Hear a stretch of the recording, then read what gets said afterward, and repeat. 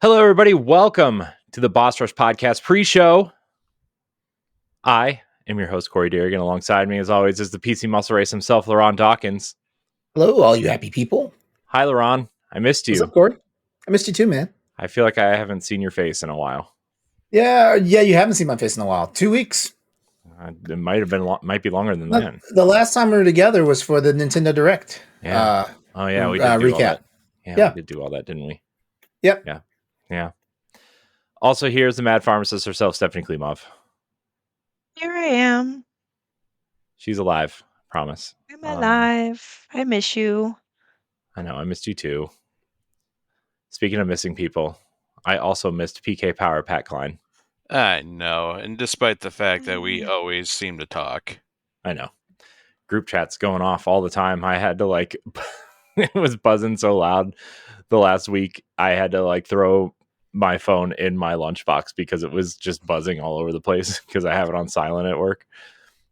Oh, it's good times though. It's good to know.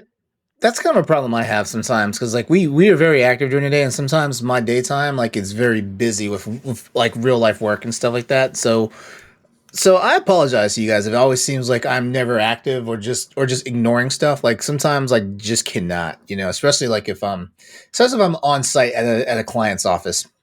That's fine. It's fine. We know how you really feel about all of us. Mm-hmm. I hate you all. It's okay. We love you. He said it. We love you. Speaking of love, like you heard at the top of the show, this is the pre-show. What is the pre-show, you ask? Well, wow, chicka, wow. Yeah.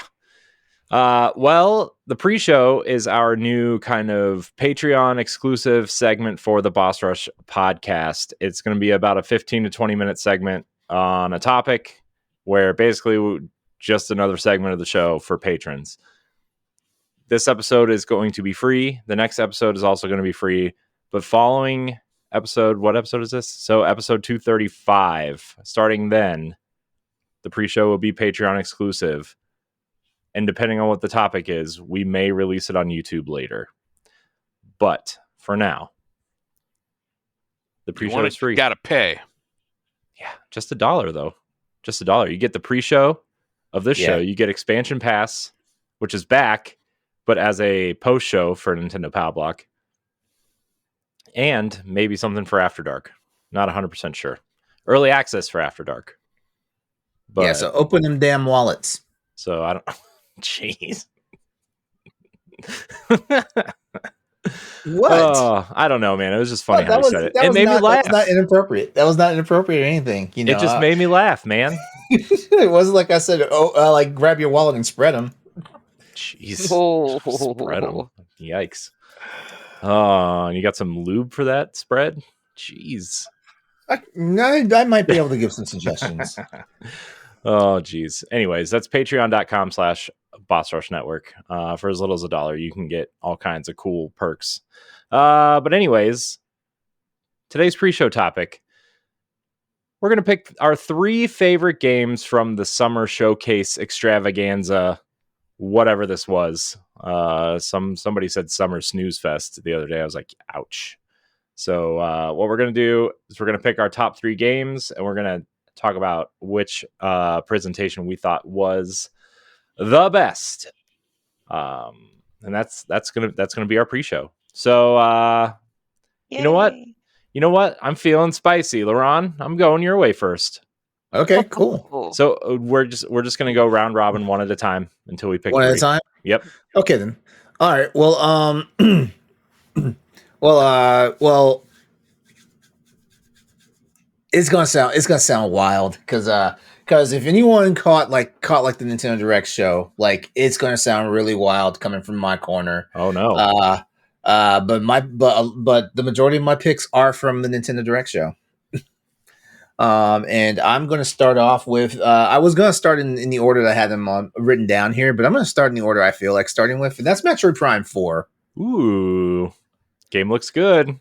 It looks good, and it also reminded me that I really need to jump back and try to beat the trilogy, which Nintendo is dragging their feet, getting it out the door. Because I at this point I want to play the remasters or at least the updated versions of Prime 2 and 3 whenever that happens. Well, LeRon, good thing you have a ROG Ally, because I hear there's these things that rhyme with shmemulators that you could probably play 2 and 3 on. Yeah. Unless Yeah. unless you have a Wii lying around somewhere.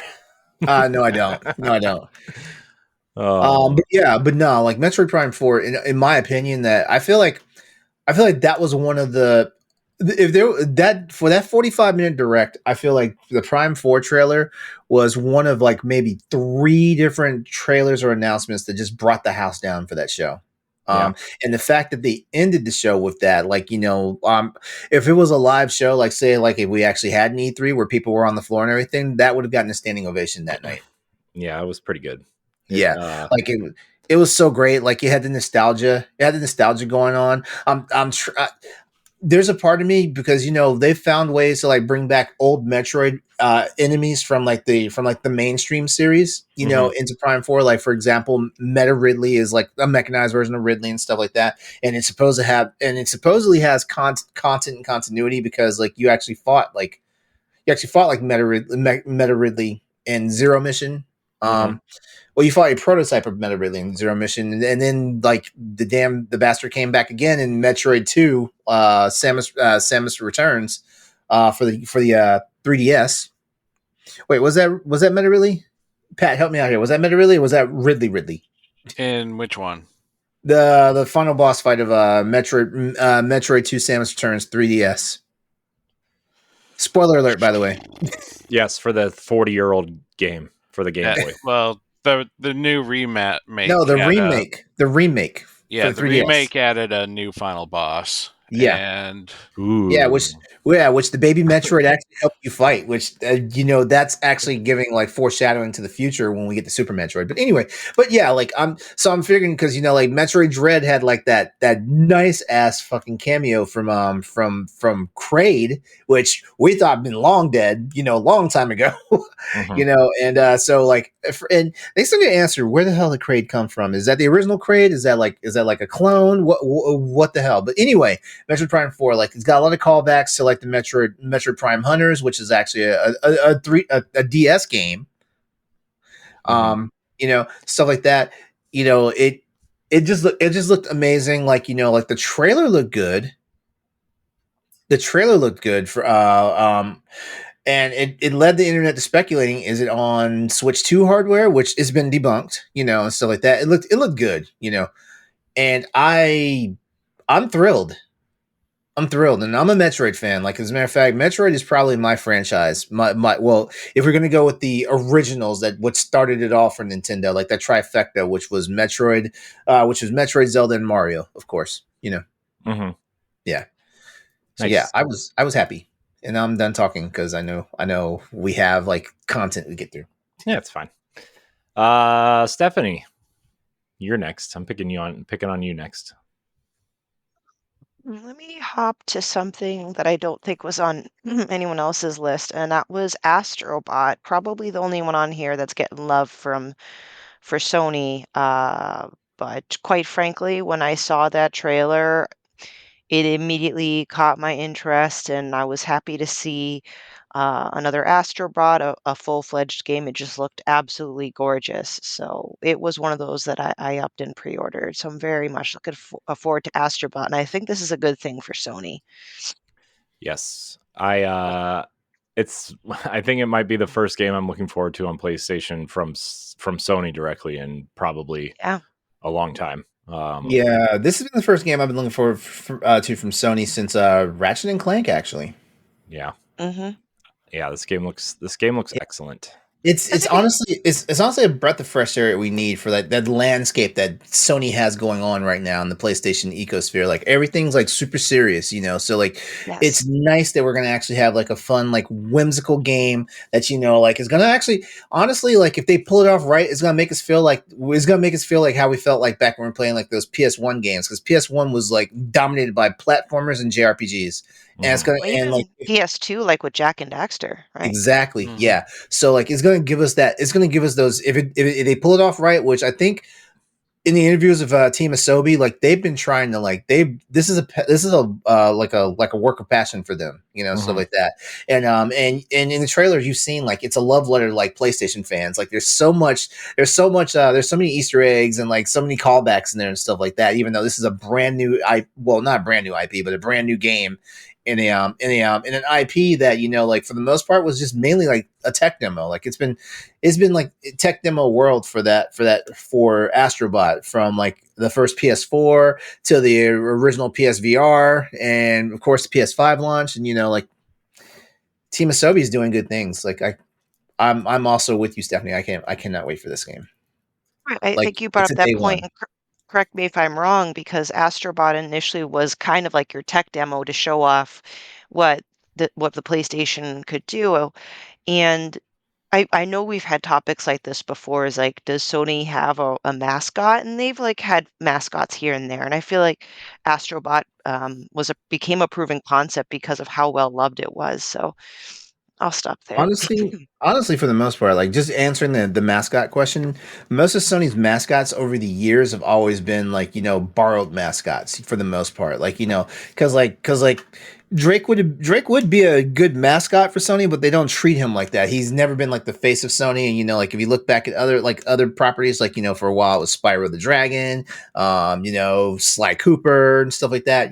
But and those are all loosely based, like until Sackboy came out, and Sackboy seemed like he was like the mascot, and then I don't know, they just kind of like dropped the ball on that one, But it's more like they have faces and phases for the Sony era, which is probably not a bad thing because Aloy's had it for a little while, of course Drake has had it for a little while, Ratchet and Clank have had it a couple of times, stuff like that. So I think it's kind of cool, but like Astrobot could finally be like Sony's freaking mascot, and they need to just give.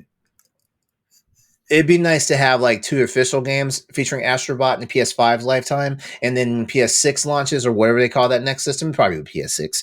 Because like Sony's being simple, keep it simple, and so like they have an Astrobot game ready for the. Let's not put him back to being a tech demo, but like have an Astrobot game ready in the first year of the launch of the next system. Yeah.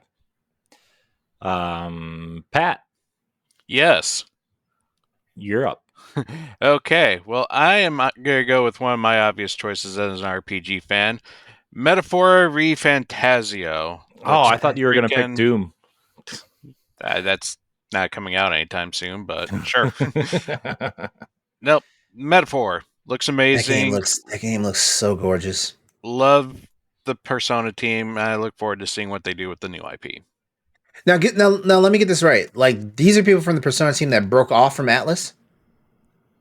No, this is still the same Persona team. It's still the same Persona team. Okay, I thought this was from a brand new studio of people who just happen to be like veterans. No, that was something else. That was the something that came out last year. Some Persona. Oh, it's not this game. No. Okay.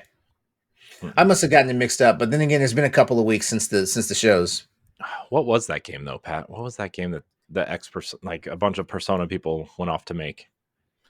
Good question. Was it that? It wasn't that House of Fate Morgana, was it? No, that's a visual novel. Maybe it's the Demon School, which is kind of Persona-ish, but I'm not sure. Oh, well, Metaphor looks great. I can't wait. So, I guess it's my turn, huh? So I'm gonna pick a game that I'm really happy is getting a new entry. Mario and Luigi Brothership looks awesome. It's I love this series, and playing Paper Mario right now reminds me just how much I love that series. Because it's essentially the same, except not. To quote Luigi from the Mario Bros. Series, oh yeah. Man, so good. I do hope they polish up that art style a little bit, because like as much as I want to like it, it looks a little old. I like that cartoony style, and I like the fact that it looks updated, but at the same time it's still the same. Like it just doesn't look spritey anymore, though. Like, no, I understand that, but like sometimes I don't know. It looks old. It reminds me of the 3DS version of Smash Brothers, and I can't unsee that. I wish they would have gone like the Wind Waker HD route instead of that route. But Okay, doesn't that's matter. fair. Doesn't That's fair. matter. I'm still gonna play it. I just can't unsee the 3DS version of Smash with the thick black outlines so you can see the characters, right? So Yeah, I know what you're talking. As soon as you said that, I knew exactly what you were talking about. yeah. So but that's my pick. I can't wait. I think it looks great. So well, LeRon, we're back to you, friend. Well, I mean, the other games on my list have already been called out. That was Metaphor Fantasio and Mario and Luigi Brothership. Nice. Well, you're done. Yeah, I'm done. Stephanie got a whole new face going on. What's going Hey. on? It's your turn. Well, I'll save my top one for last because that's on your list. So the other of the three is called Afterlove EP. And I was debating which, because there are many games that I'm looking forward to, but I wanted to give an indie game a shot out. Afterlove EP should be released. This is Q3 2024, and it comes from the creators of Coffee Talk and One Comes After, and they honor the late Fahmy. It's a slice of life adventure set in modern Jakarta, dealing with loss. So, I really love, the creators behind Coffee Talk. I love this tribute to a creator that has since passed. So I am very much looking forward to seeing their passion come to life in this game. I always look forward to games that feature like a narrative as well as the music, like a music connection with those narratives. So this is also on my radar. Nice. Is this on your list, Pat? Nope. Oh. The only other one that wasn't talked about is the Ace Attorney Investigation remaster that's coming out. Just because, we didn't get the second game in America. We had an unofficial translation, but now we'll get the official translation, and it's going to have that new coat of paint. And it stars my favorite Ace. Well, it stars my second favorite Ace Attorney, but my first favorite Ace Attorney guy is also in this. So Gumshoe and Miles Edgeworth are both in this game. Nice. And they're my favorite characters. My favorite. Oh, yeah. My fave. My next game on my list is Assassin's Creed Shadows. I'm a big Assassin's Creed fan, and this one looks great. I didn't play Ghost of Tsushima, so I don't really have anything to compare it to. And I know this is the Odyssey team and not the Origins Valhalla team, which makes me so much more excited because in my opinion, Odyssey is the best one of those three games because it feels quicker and more agile. And I feel like you need that if you're playing some sort of stealthy samurai ninja character. So chalk it up as a win for me. And then Stephanie, I'm going to go your way. I know this is the same for both of us. Well, yeah. So drum roll to no surprise, The Legend of Zelda Echoes of Wisdom. Ooh. Very excited.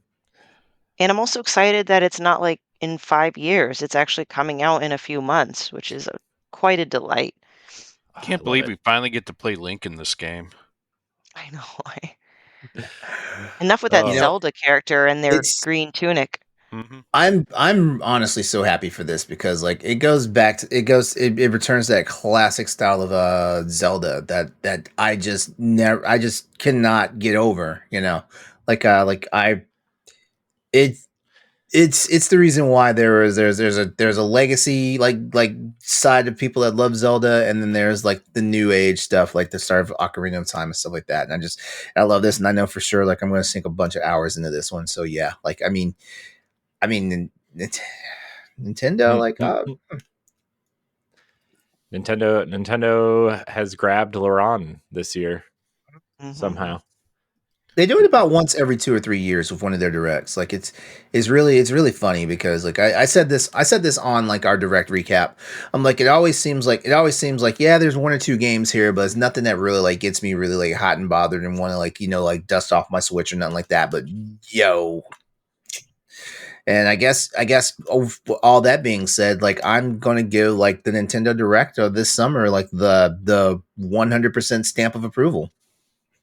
Yeah, it was definitely the best for me as well. I mean, Xbox had a pretty decent showing. But as somebody who is probably pays more attention to that ecosystem than, to be fair, the rest of everybody else here, we've seen a lot of these games before. A lot of these games were either have already been revealed or leaked or shown somewhere else, or and then the biggest surprise to me was the Gears announcement, and not because it was a Gears announcement, but because it was not Gears 6, which has been rumored forever, and no no collection.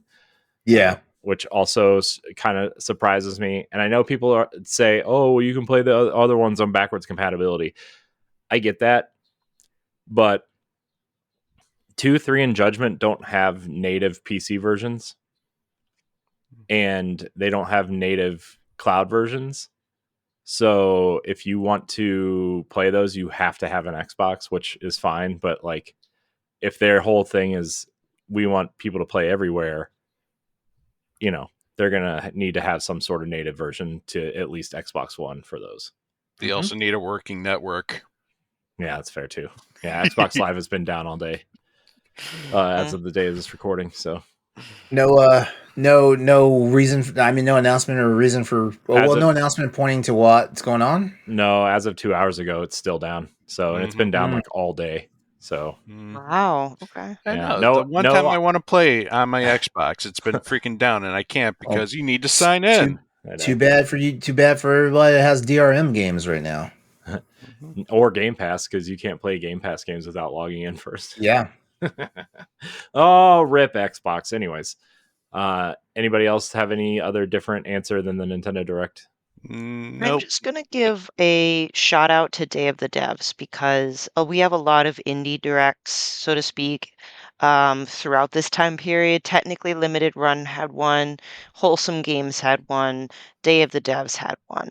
And sometimes it's hard to make as big of a splash as the big three. But first of all, they were all great, but I just want a second Nintendo Direct with Day of the Devs. They had a lot of unique showings there, and I love the fact that they are, they're not for profit, and they try to allow a platform free for indie developers to showcase. Like, just super quick, I just interviewed Tanat, who's making Building Relationships, and he said he went from like 200-ish wish lists on Steam to something thousand. I'd have to double check the recording, but thousands. It just jumped up after Day of the Devs, and that level of visibility for solo dev is incredible. So shout out to Day of the Devs. Yes. Yeah, I don't really have any other of the presentations to say. I think Sony's was kind of a snooze fest, except for Astrobot. Jeff Keighley's thing was fine. I know people were excited for Alan Wake DLC, but if that's like your biggest announcement, no offense to Alan Wake, it was DLC, fantastic, mind you. Well, I'm just saying, if DLC is your biggest announcement, yeah, right, I get it. Not the and then, like I said, Xbox was kind of like, I just want to play these games now. I've seen them for 3 years. I will give a shout out to the Devolver one, even though I don't remember any of the games that were on it. That one was creepy as fuck. Yeah. But that's usually how Devolver usually does their directs, is very, very out there. It was definitely an unsettling one. I hate to admit it, but I only watched like the big three, I mean, the big three, if you include the Summer Game Fest as part of it, Yeah. I only watched everything from the major guys, and I know that sounds like I was disregarding like the indies and like separate dev studios, but I mean, like, I didn't have the mental bandwidth for all of it this year. That's the thing; it's a lot. So that's why you have friends here in the Boss Rush Network that cover indie announcements on bossrush.net. Yep. Yep. Yeah. Yep. So yeah, that's gonna do it for our pre-show. Thanks for watching and or listening to this pre-show. Remember, if you are a patron beginning on episode 235, this segment will be exclusive. So patreon.com/Boss Rush Network or youtube.com/Boss Rush Network. You can go there too. They will be released later. Some of them will. So anyways, thanks for listening. On to the main show. Onward and upward.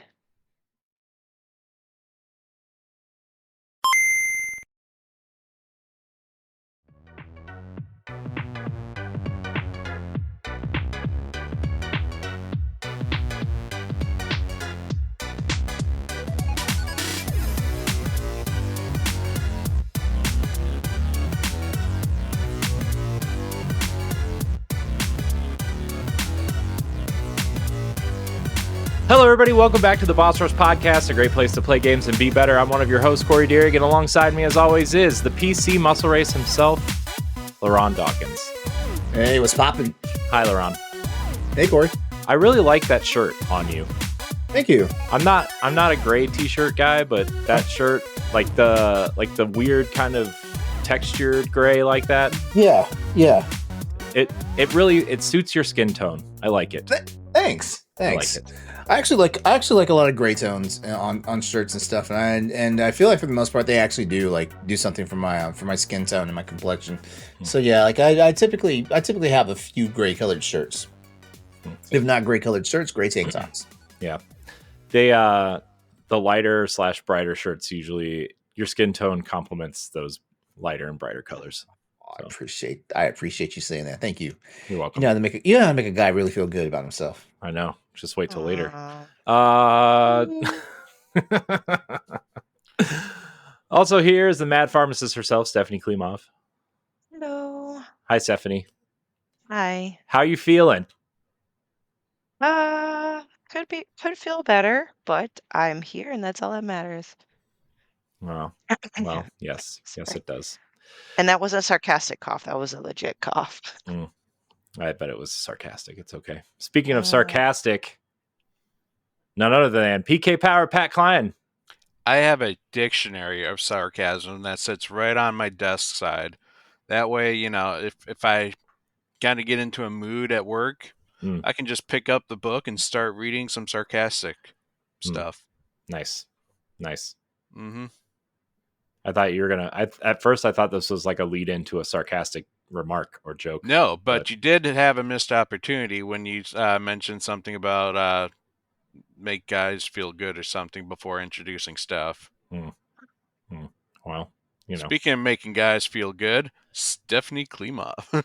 Oh yeah. Oh boy. Oh man. I feel like it's been a while since we've all done this together. It's always been some combination of us somewhere, somehow. But we're all back for now. And then you know, we're all gearing up for that PAX West, as they say. Except for LeRon. Womp womp. Yep, except for me. Yep. It's okay, LeRon. We understand. Mm-hmm. I'm very excited though. We'll just paint Rog black, and you know, oh god, we'll call him. Oh LeRon. my gosh. Oh my god. Oh no. I need an adult. I also need an adult. Well, speaking of which, I would like to put out a little teaser. I might not be on the show for a few weeks just because of recording spotlights and other things, but keep an eye on Boss Rush Podcast for an announcement of things that we would be participating at PAX West. Wink, wink, nudge, nudge. Yeah, very excited for you. That's awesome. Yeah, a couple things too, real quick. We'll get into this housekeeping, but we're adding a few segments to the show. I'm very excited for. We are adding a pre-show to this. Obviously, if you are listening on free feeds, you know that there's a pre-show, but it'll be a Patreon exclusive perk, and you'll get that, and you'll be able to submit topics if you are at the community interaction tier, which is the silver tier. on Patreon, so you can submit topics for that. And yeah, also we heard your feedback about spotlights and book club. So there is a feed that will house all of those in one spot. So it's called Boss Rush Plus, Boss Rush Podcast Plus. You can search there. And yeah, the spotlights will live there and book clubs will live there beginning in August. So you can check that out. They will still remain on this feed through July. But yeah, I know a lot of people, I don't know, it was like 60-40, keep them on and, take them off. So I don't know. It was there. It was available. So we did it. Guys just don't know what you're missing. Yeah. Mm-hmm. Real. Yeah. So anyways, this is the Boss Rush Podcast. If you want to support this here podcast and the Boss Rush Network, you can head on over to Patreon, patreon.com/Boss Rush Network. It's a subscription-based service where you can financially support us at a tier of your choice that will grant you different perks like exclusive pre and post shows to different podcasts, voting rights for spoiler casts and video game book club, exclusive question threads for Spotlight podcasts, early access to After Dark, and more. As always, though, your viewership and your listenership is enough for us. You can subscribe to our YouTube channel at youtube.com/Boss Rush Network. And like this video, hit the bell, all those YouTube-y words, and comment on the video, and check out our shorts. All very good stuff. If you listen on Apple Podcasts or Spotify, or even if you don't, leave us a 5-star rating or review on the platform of your choice. It helps spread the word about the Boss Rush Podcast. You can find all of our content, including banters, features, listicles, reviews, and more on our website at bossrush.net. Very excited, everybody. Very, very, very excited about all the stuff that's happening over there. I want to shout out the writing team. We don't do that enough.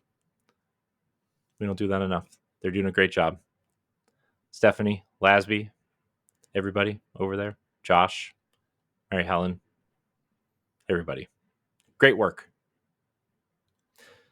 Anyways, anybody have any stuff they want to plug before we move on? Stephanie, you kind of mentioned your spotlights already. You've got a lot coming up. You got a lot of spotlights. Yeah, I tend to just go right into it sometimes. I just interviewed Tanat behind Tan Ant Games, and he is a solo dev working on a game called Building Relationships, which is a pun or play on words. But I'll leave the rest up for that, which will come out later in July. Soon we'll be interviewing the developers of Fretless that we got to try out at PAX, and actually quite a few more devs from either PAX or from Day of the Devs. So it's a little sneak peek. Nice. Pat, LeRon, anything you guys want to plug coming up before we Currently not right now. Not for me at least. If just in case you guys are wondering, like Boss Rush After Dark is changing, but it's also staying the same. But I mean, beyond that, like it's the same stuff that you're used to, but just a little bit, it's a little bit more frisky. Ooh. Heyo. And I want to plug in our book club of the month. We got a really awesome guest with us this time. We'll be talking about Stray, the game with the cute little orange cat that just doesn't seem to go away, does it, Corey? Nope. Does it? It's still around. Like a cat, it's going to pursue you, and then when you think it's gone, it's just going to come back because it's got 9 lives. Yep. It's all there. Mm-hmm. Yeah, so I guess we should probably address the book club situation. I know everybody voted on it for June. We had some technical difficulties with some of the recording, so you ended up getting a Destiny one instead for June, but there will be 2 for the month of July, so we can stay on schedule mostly. Hey, look, balloons. I need to turn that off. Mm-hmm. But Stray and Paper Mario will both be coming out this month for patrons, so you will not miss a beat. Stray will be out on the 14th of July for patrons and the 28th for everybody else. And then Paper Mario will be out on the 28th for patrons, and then whatever the last Sunday is in August for everyone else. So I think it's the Look at that. 30th. Jam-packed with content, guys. Yeah. So speaking of that, though, you can listen to the Destiny 2 retrospective and Final Shape review discussion that's on Patreon right now. It will also be available on the 14th for everybody on YouTube and podcast services. As for me, I'm going to plug a few things. I made a couple of guest spots while I was away. I did a Fun and Games guest appearance on their side quests kind of side podcasts that they do. Ed was also on a recent episode. My game was Hellblade 2, so you can go check that out. I just talked about it for about 15 minutes, and it's coming up soonish. I was also on Co-op Mode from Secret Friends Unite podcast, which you can check that out on our YouTube channel. I put it in a playlist. I'm trying to gather our guest spots into a playlist so people can check it out on our YouTube channel. Destiny 2 the Final Shape review, I wrote that. Pretty celebratory deal for all of us. That was pretty big deal. I was pretty excited about that. And then soon ish I will be on the Last Word Destiny podcast with friend of show Lord Cognito and YouTuber Ibantis, and maybe Thai guy Travis, who works at IGN. So maybe in the near future. Corey. All right, Corey, you go, boy. I'm sorry. They were in the process of scheduling. What do you mean? Wait, what are you pausing for? I don't know. You started getting angry at me. I said, all right, Corey, you go, boy. What the? Okay. I'm trying to put myself out there, LeRon, you know? Yeah, you going out there. Yeah. Oh. Showing all that leg and everything. LeRon, you wanted to ask me a question. What do you want? It's for after the wrap. It's not for listeners' ears right now. No. Oh, I don't know. I only read half the question. I actually only read the first line. It says, Corey, I have a question. So that's why you got to answer. That's why you got to set these things up in 2 words or less. Otherwise, it's too long. I'm a big dummy, LeRon. You got to make it easy for me. Yeah, you big, all right. Yep. Oh God. All right. Anyways, let's get into what we've been playing. I'm going to go first because I feel like it. I have a lot of energy today. I have a lot of positive energy today. I'm very excited. Very, very, very excited. I've been playing Destiny 2 the Final Shape episode Echoes, which the Act 1 just wrapped last week. It's pretty I don't know. I'm of two opinions of it. Its delivery of the story is not great, especially because they promised episodes would be different from seasons, and at least in Act 1 it's been exactly the same as seasons. But we have Act 2 and 3 coming, so we'll see. But the story is really cool because the robot race, the Vex, have been pretty boring over the last 10 years. They are kind of a hive mind robot race that kind of all answer to one kind of central figure that we don't really know who it is or what it is. And they finally changed it up to where there are rogue Vex. They are not listening to the commands of the central operator and instead are being commanded by an entity known as the Conductor. So we don't know or haven't seen the Conductor yet, except for in the key art. So that's pretty interesting. And it also seems to be affecting the Exo Guardians, which are the robot race that you can play as in the game. So that's pretty interesting as well. I'm interested to see where the story goes because the story is really interesting. It's just the delivery is pretty bad, especially when they promised they were going to change it. So we'll see. But I won't talk too much about Destiny and get deeper into that. So I've also been playing Paper Mario: The Thousand Year Door. Let me tell you, I put it up on my TV and put those LED lights, the colorful LED lights on with the lights out. Oh my gosh, that game is amazing looking. It's definitely fresh looking. Yeah, it's awesome. I love the way it looks. Playing it is like, let's speed things up a little bit, but it is a beautiful looking game. Also, I finally tried out Luigi's Mansion 2 HD. It sure is Luigi's Mansion. I don't really have much else to say about it except it doesn't look as good as Luigi's Mansion 2 or 3, I mean. Which, yeah. I mean, sure, whatever. It's a port of the 3DS version, but also like I feel like you could have just used the Luigi model from 3 and put it in 2 and it would have looked better. But I'm not complaining. It's Luigi's Mansion. It's fun. It's the best one in my opinion. So it's pretty stellar. Yeah. And then I've played some various Mario games with my children because they are becoming more and more obsessed with Mario characters recently. My son is obsessed with Bowser. He thinks Bowser is awesome. Wait till he discovers Bowser Jr. Then your son will be my best friend. He doesn't like Bowser Jr. Good for him. I tried. I said, look, it's Bowser's son, Bowser Jr. He's like, I like Bowser. You didn't show him when he puts the scarf up and he got the Bowser mouth? I did. He didn't like it. He knows what's up. Bowser's my man. Yeah, see? He knows. Sorry. He knows. Now the big question is, who does he think the superior Mario brother is? Luigi. He likes Luigi. Yes. They both like Luigi. Luigi has the better color scheme, honestly. Yeah. I don't know. My son keeps fighting me that Mario is. So I'm like, listen, you lose. Both of my kids really like Luigi, and my daughter likes Peach.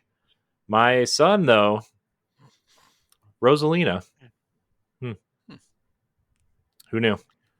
She's sassy. She's got the hair thing going on. You know, as far as we know, she's got some very strong powers that have yet to be revealed. Sure. Yeah. She's also a good Mario Kart racer. So, but that's it. That's it for me. Stephanie, I'm going your way now because you have show and tell. Yeah, technically you guys have seen it, but this is all the more reason why you guys should check this out on YouTube. But first, I've only been focused on one game. This is one of a few of the reasons why I need to take a bit of a break because I'm just not completing things on time. I'm playing Silent Hill, the original Silent Hill, because I'll be making a guest appearance with Tales from the Backlog. I don't know when it'll air, but I know we'll be recording sometime in August. So from looking at walkthroughs and talking with some of y'all, I'm about halfway through. I'm at the hospital when everything looks all terrifying. And let me tell you, for a game that was like a, old school graphics, they could still scare the crap out of you. The only thing I just don't like, and it's not the game's fault, it's just the mechanic of the time, is tank controls, and that's only because I am not used to tank controls. I'm sure if I grew up with a lot of it, I probably wouldn't struggle as much. So again, it's not like this game sucks because of it. It's more like me getting used to how it works. After playing it a few hours, you do adjust, right? So the atmosphere and the point of view, like the what do you call it? The help me out here. The perspective, like because it stays a certain like you're walking towards the camera, so I don't freaking know if there's an enemy ahead of me.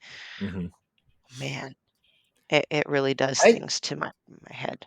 I keep forgetting sometimes that you're an adult gamer, and what I mean by adult gamer is like you've actually gotten into games as an adult versus like growing up with them, like the other three of us on the show and stuff like that. So it's really fascinating when like you're discovering like a PS1 and Xbox era games and stuff for the first time, and like as a game a modern gamer right now. It's fun, it's intriguing, it's fascinating, and sometimes it's really funny. To hear like your struggles and like how you're trying to adapt to it. Because I mean, yeah, you're playing Silent Hill, but I know you just played the RE4 remake, and you're like, why the fuck is it like this? Mhm. I am, but you know what? At the same time, the tank controls and the fixed camera angle, there you go. It really actually benefits the horror of it because Mhm. of the way the enemies work. They're not running fast and you know what I'm saying? So at the rate that the enemies are attacking you and how you get notified by the static radio, I feel like it actually jives well. So I bet you if I played that at the time it released, my mind would have been absolutely blown. Not that it's blown now, but like I Yeah. can see what made the franchise that it is. And that's yeah, you're right, Lauren. Like that's kind of why I'm really ecstatic that some of the older games are getting remakes. And if not, I still want to go back and experience some of the legendary Mhm. franchises. In the vein that you're doing Silent Hill, Capcom and GOG just re-released the classic Resident Evil 1. So you might want to load that up on the Steam Deck. It's like $10. So you might want to load that up on the Steam Deck and give that a try. Because you'll immediately, like, when it comes to like the survival horror camp, like you'll immediately figure out why there was like a Team Resident Evil back then and a Team Silent Hill back then. I definitely will, 'cause that's a good deal. Yeah. Yeah. I'd So that's what I've still been say playing. go for the remake version. Remake's scarier and has more No, I mean content. no, she needs to learn more about them tank controls. She does. I thought No. the remake had tank controls too. The It remake does, does but have you tank can controls, but swap it's them. very much. Okay. Yeah, there's modes where you can actually switch like the camera style. Yeah, well, the GameCube version of remake only has tank controls. Yeah, it only Yeah. has tank The, controls, the, but when the new versions, the Okay. re-releases on PlayStation 4 have the PC version also. yeah. So Nice. And then hopefully by the time I catch up with you guys, I will also have checked off Thousand Year Door, Paper Mario, as well as Hellblade 2, because those are the ones that Y'all, I got into but couldn't finish because of time and everything. So y'all keep talking about Thousand Year Door, and I never played it because I wasn't really feeling it when it launched at on the GameCube. But y'all keep talking about it, and I don't know, maybe I need to pick it up. I don't know if you would like it, LeRon. I'm going to be honest with you. I would Yeah, wait. because I would wait for Mario I'm and Luigi. Yeah, I'm a pro like the original Paper Mario, the Nintendo 64 one. Yeah.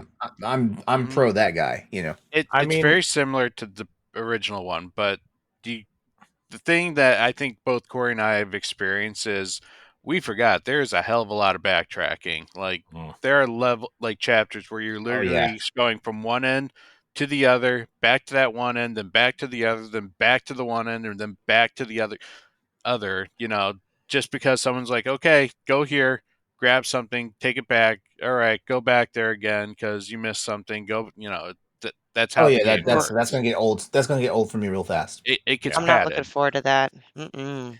Yeah.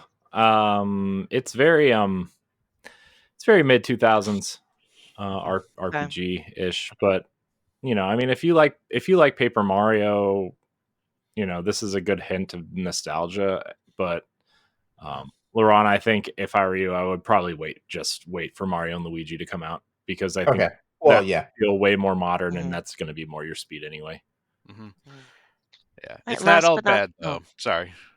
Oh, One more thing. It's not all bad though. Like the story is still top notch. The story and the characters and just how everyone and like every single NPC has a personality, and they change their dialogues just with like small things, and like that was like top tier.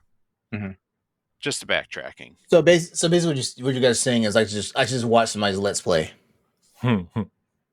or watch someone's like what do they call it now, the deep edit, where it shows like the gameplay, but it shows the major portions. It skips kind of all that padding. Yeah. Meanwhile, you can do what you want, LeRon. I'm gonna tell you. You should probably just play another video game. And trust me. I listen to you guys versus the opposite, where you don't listen to me and Pat. Because how's that Final Fantasy VII going? I don't know. You put it down again. I'm gonna be honest. I haven't even thought about it in like a month.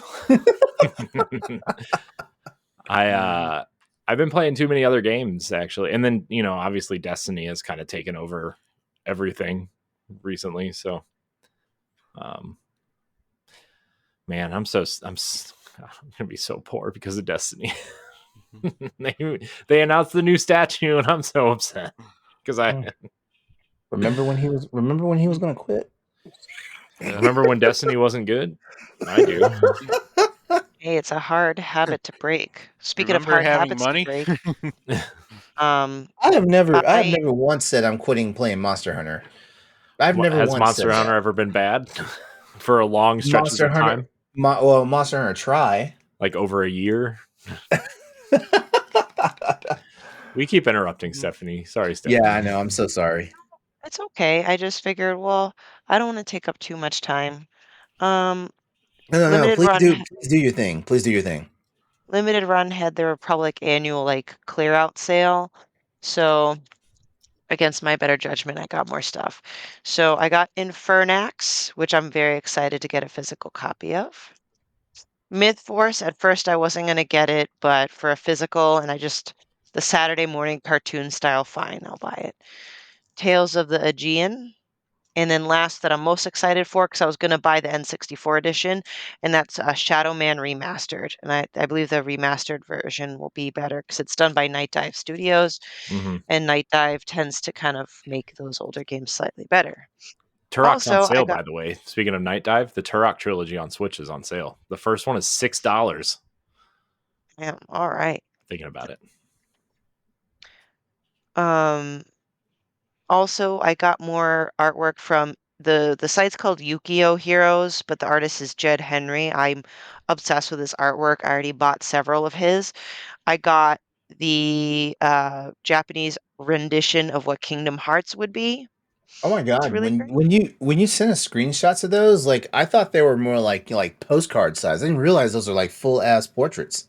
Full Yep. 16, it's in a 16 by 20 frame. This is a gorgeous Metroid a painting as well. Like Japanese like samurai inspired Samus. Exactly. And then, of course, Ghost of Tsushima, which given away by the sign. But if you were to take away the symbol, I mean, this could just be like a print of a lone samurai in the setting, and I mean that as a compliment, that the artwork is so gorgeous. I have it all up in my game room. I have a Ocarina of Time one, The Last of Us, and I have three Legend of Zelda Tears of the Kingdom style ones. And I even gifted Lasby the one from Alien because why not? So, Oh, um, that's awesome. and then last but not No, least, he it's loves not a it. show and tell, but I don't know what possessed me. And actually, I do know what possessed me. I was listening to Tales from the Backlog, and they were reviewing Mother 3. And What? Oh, I'm excited. What's going on? What's going on? well, the podcast was enough. It was enough to move me to purchase like an English translated version of Mother 3. So I ordered it. Along with that, I ordered The Last Bible 2, also English translation, and I also ordered both Golden Sun from the Game Boy Oh, Advance. really? I have all of Really? that coming my way. Golden Sun was amazing. Like that was one of the last good like JRPGs I played before I put myself in JRPG exile. Yeah, so I have a bunch of stuff coming my way. Not that I don't have like a ton of like my boyfriend's like, Stephanie, you buy too many video games. I'm like, I know. My wife Like says the oh, same thing though. you're going to enjoy Golden. Wait, you are actually going to play it, right? Yes, yes, it's not just for You collecting. I mean, when I'll you play are it, going to enjoy I it. don't know. Stephanie, I got a treat for you. Give me later. I'm going to Okay. send. I still have the original strategy guide for that. I'll send it to you. You're going to love it. Hey, Now, okay. Steph, are these like complete in box or are we talking just cartridge? Okay. Just cartridge, yeah. Otherwise, I was going to recommend if they were complete in box, save them and just play the Switch online version. Mm. Just Yeah, I'm pretty sure they're pricey, but no, I got just the cartridge and they're affordable price. but nice. The Celeste, when I Wonderful. gave her my 3DS, she put on a copy of Mother 3 for me, so I got that. Mother's good. So there you go. It's a whole chunk, but I wanted to get you guys up to speed, and thanks for listening. Pat, I guess you're the last one, huh? No. Well, I mean, LeRon hasn't gone yet, but I Yeah, I will haven't gone yet. happily go third. Yeah, go, Pat. Look, Go. nope. LeRon, Oh. go. What? I mean, I don't have much to say. Actually, I want Pat to go now because Pat and I can conversate about one of the games that's in his list because we're both playing the same game at the same time. Ooh. Yeah. So, oh wait, I went first. That's what's happened. I was like, LeRon usually goes first. But Oh, Corey, you're confusing yourself. I am. Look, it's been a while since I've done this. It's performance issues and whatever. It's fine. It happens. Yeah, It's fine. all right. And that's never what anybody said once they realized they had performance issues. They've never said it's fine. Yeah, it's fine. It'll be all right. Unless they really hated it. It's a good excuse to get out. Anyways, Pat, what you got for us? all right, since we already went through Paper Mario and Luigi's Mansion, there were a few games I did manage to beat over this last weekend. I finally beat the Metroid The Zero Mission that came out on the Nintendo Switch Online. And not only did I beat it, I 100%ed it. God damn, man. And I got very frustrated with a lot of those Spark Shine puzzles. Yeah. Because, the game's easy enough to beat, but if you want to 100% it, they put you through some really precise puzzles that require you to run until you get this charge, and then you got to stop, and then you got to do some movements while you're holding the charge, and then start the charge again, and do that literally 7 times before you finally get to the wall that you need to break. And it's just so irritating when it's got to be precise. They do not give you much chance to fail. If I'm not mistaken, isn't there like 7 different sequence breaks in Metroid Zero Mission? Like you could literally beat the game in like 30 minutes with just doing sequence breaks. And I think there's 7 of them. Yeah, I think there's about 7 of them. And if you're doing the 100% run, there's a few more too. Yeah. So I did manage to do that, and so I love the game. It's definitely one of the best of the old school Metroids. But yeah, 100%ing it was a pain in the ass. All for just a picture of Samus in a biker shorts and tank top. That was my reward. Anyways, so the next game I beat, game number 24 of 2024, was a game I was really looking forward to. It is called Until Then. Yes. It is a visual narrative by developers in the Philippines. So it's another one of our South Asian game developers that we like to support here on the Boss Rush Network. And this was good. I knew that it was going to be good, that it had the vibes that A Space for the Unbound did. So if you loved Space for the Unbound, I highly recommend that you play this one. This is another coming of age story about, high school teenagers just, kind of coming into from teenage to adulthood. And the gimmick with this one is that there was already some natural disasters, like a chain of natural disasters that almost ended the world. So it's like society is trying to move on, but they're still facing the consequence of these this. But you're teenagers, and all you really care about right now is trying to get through school. But you're also going through other things. The game has focuses on a lot of heavy themes. I would say some of the big ones are grief, just kind of accepting human limitations of what we can do, and just be willing to accept those, and the connections that we make, especially connections using the themes of music. So It was a very good story. It does have some twists in it. When you think that the game is over, it is not over. It actually is. Would probably it. I don't want to say exactly where that twist is, but it's not over. You still got a lot of game left to go through it. I can't wait to play this one. But yeah, it's the character interactions are just so well done. Like the conversations that these kids have, like it is hilarious, but it's also like heartbreaking too at times. And just the way they communicate is there's a lot of like texting, like they're on their cell phone, they're texting, and it's like almost real life. Like they're starting to type something, but then they delete it and they start typing something else, but then they delete it, and then they maybe give like a one word answer to like the answer to a text, just kind of like normal life. Mhm. They also scroll through things like Facebook where you can like and you can share posts and maybe comment if it's programmed to do that, and then some people might call you out whether you liked or shared something that they posted later on. It's like it's really cool that it's very just how the characters interact just through the various mediums like social media. Seems like It's it's very something relatable. it's relatable and something I haven't ever seen done in a game. So, I definitely applaud the efforts there. And the soundtrack to this game is absolutely, absolutely just beautiful. Like the song that plays right in the beginning of the game, like just almost made me want to tear up. Like it's Aw. well, also the text that was playing too was just so ah, it was beautiful to read and it struck a chord with me. So it's a good game. Like I highly, highly recommend it. My only complaint was there seems to be bugs in the game where it, at least on the PlayStation version that I played, where like when it started a scene, none of the buttons would react. So you'd have to close the game out and restart it again.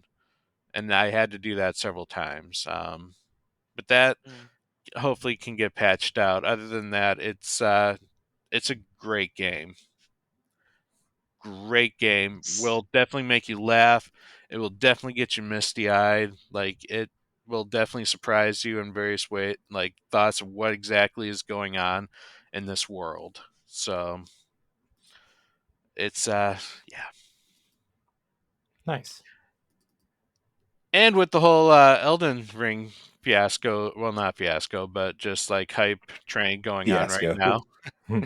I might have recreated a character and started from the beginning again, and like I might have played that like through an entirety of a weekend, and might like I feel like the game's really clicked with me.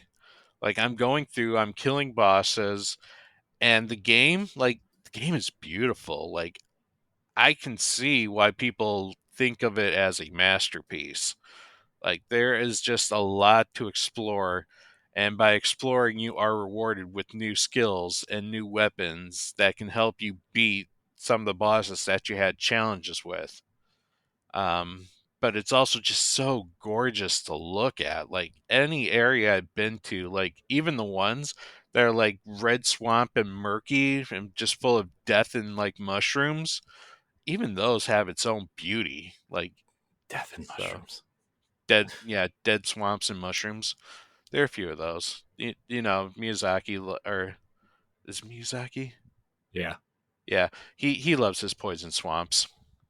So, but that's just something I'm going through. Maybe I'm hoping to beat it one day, but I don't know. It's just something I've enjoyed I playing a believe bit in you, here. Pat. I think you can do it. I could probably do it too.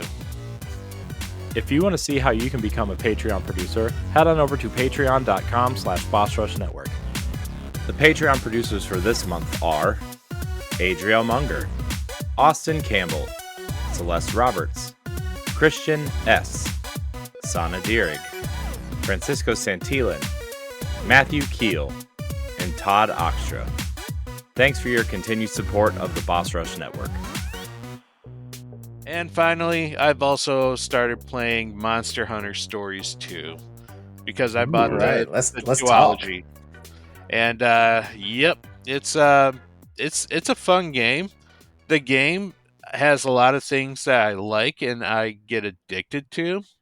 Like I enjoy going in and like trying to find the monsters that need to like boost up my equipment. Unfortunately, some of those are more the rare kind that you have to like go into rare dens to find or like. Mm-hmm. And but I would say the worst thing about this game though is the repeating of the level design. Yeah. That is like Yes.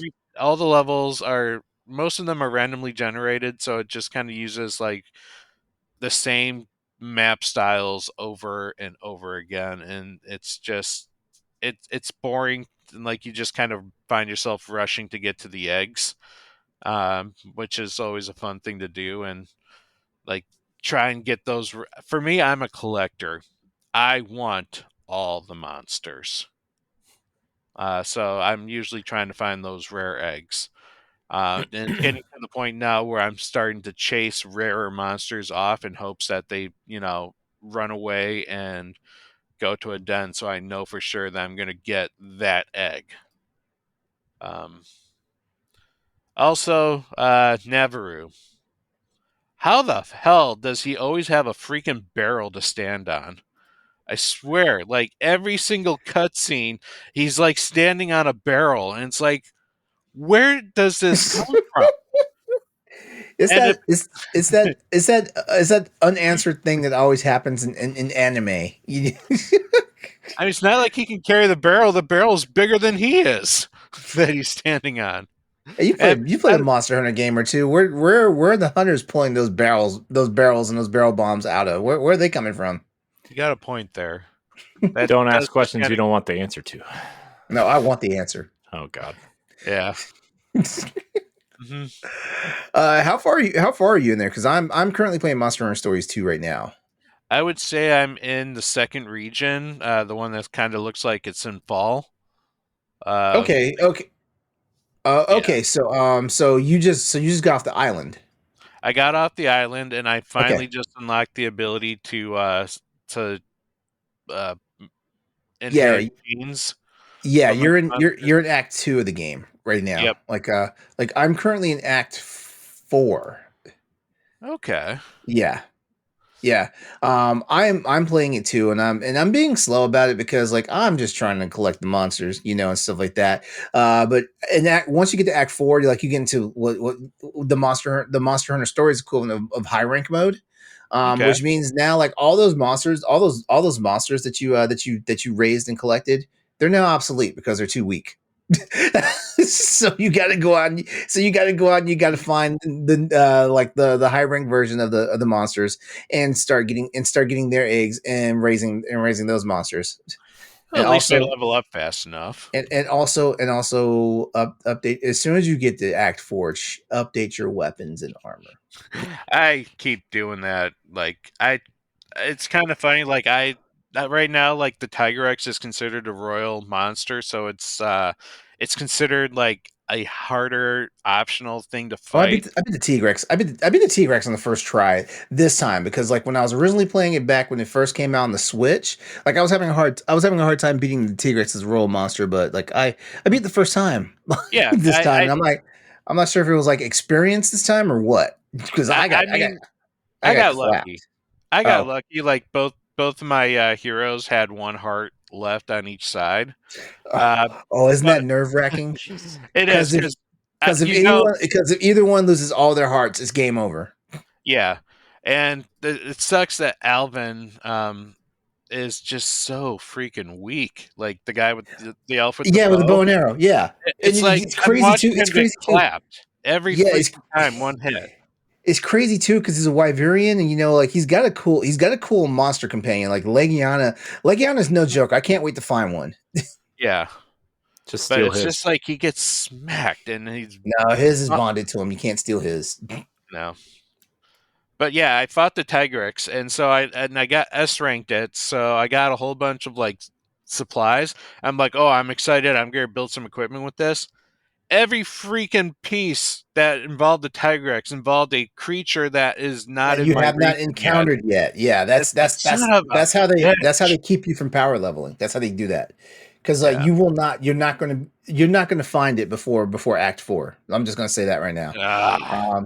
Yeah, but in Act 4, guess what the first royal monster you encounter in Act 4? The brute Tigrex. So get ready. Fair enough. Yeah, yeah. Yep, and the only other game I'm playing is Tekken 8. Tekken 8.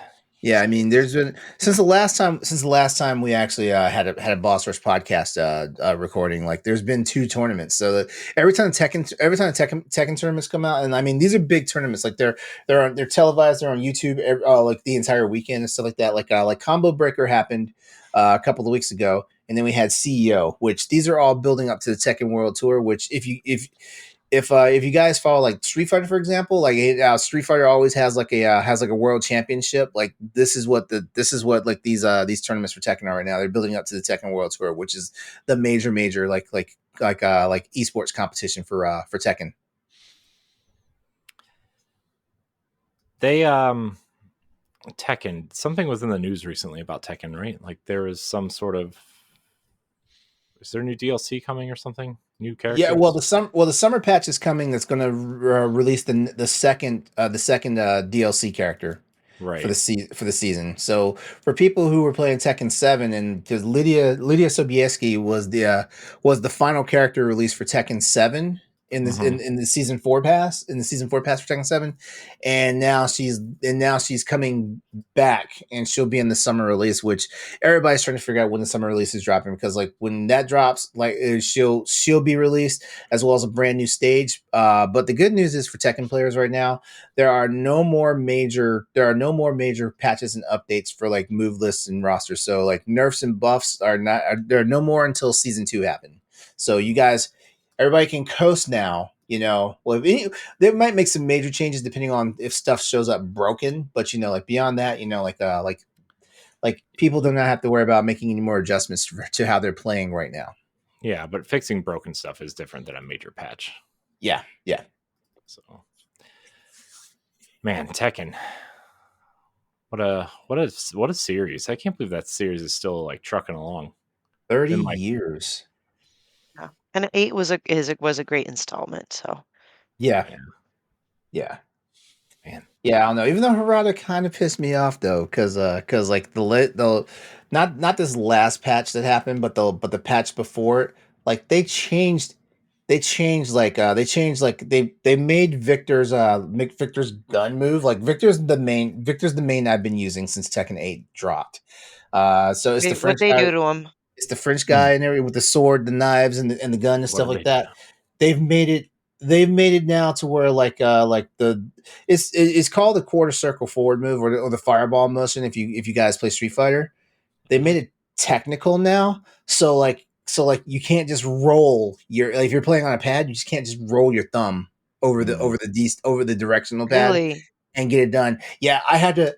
I was getting so frustrated with it that I was like, you know what? I stopped trying to do it for a while, and then while watching this tournament, I had Tekken running, and I was like, I'm just gonna sit here until I get this motion correctly, until like I was able to get it pulled off 90% of the time that I was actually putting the command in. They made it technical, and it's still the same movement, but the game has the register that you did the down toward, and the forward motion. It has a register, so it can't be a down forward and think you're going to get it. Dang. Yeah. So and I've heard other characters also. They kind of like tightened up like the timing control of the motion and stuff like that. But right now it's only affecting me because it's Victor. So I don't care about everybody else right now. I don't care. Gosh. Dang. Yeah. All right. Well, I'm done talking. So it's time for our weekly segment. We've been putting it off for like 3 months for various reasons. But it's time for our Metacritic draft updates, everybody. So for those of you who are new, at the beginning of the year, we chose 5 games for our Metacritic draft, and whoever has the highest score at the end of the year wins a prize. And whoever loses, well, you lose. So halfway through the year, well, we were planning on doing it quarterly this year, but it seems that we are doing it halfly. I feel this is better, though, because let's face it, we don't have the flood of games that last year brought. Sure we do. We had a ton of games this year. We have a ton of games. What are you talking about? Yeah, we have a ton of games this year, but not as a ton as last year.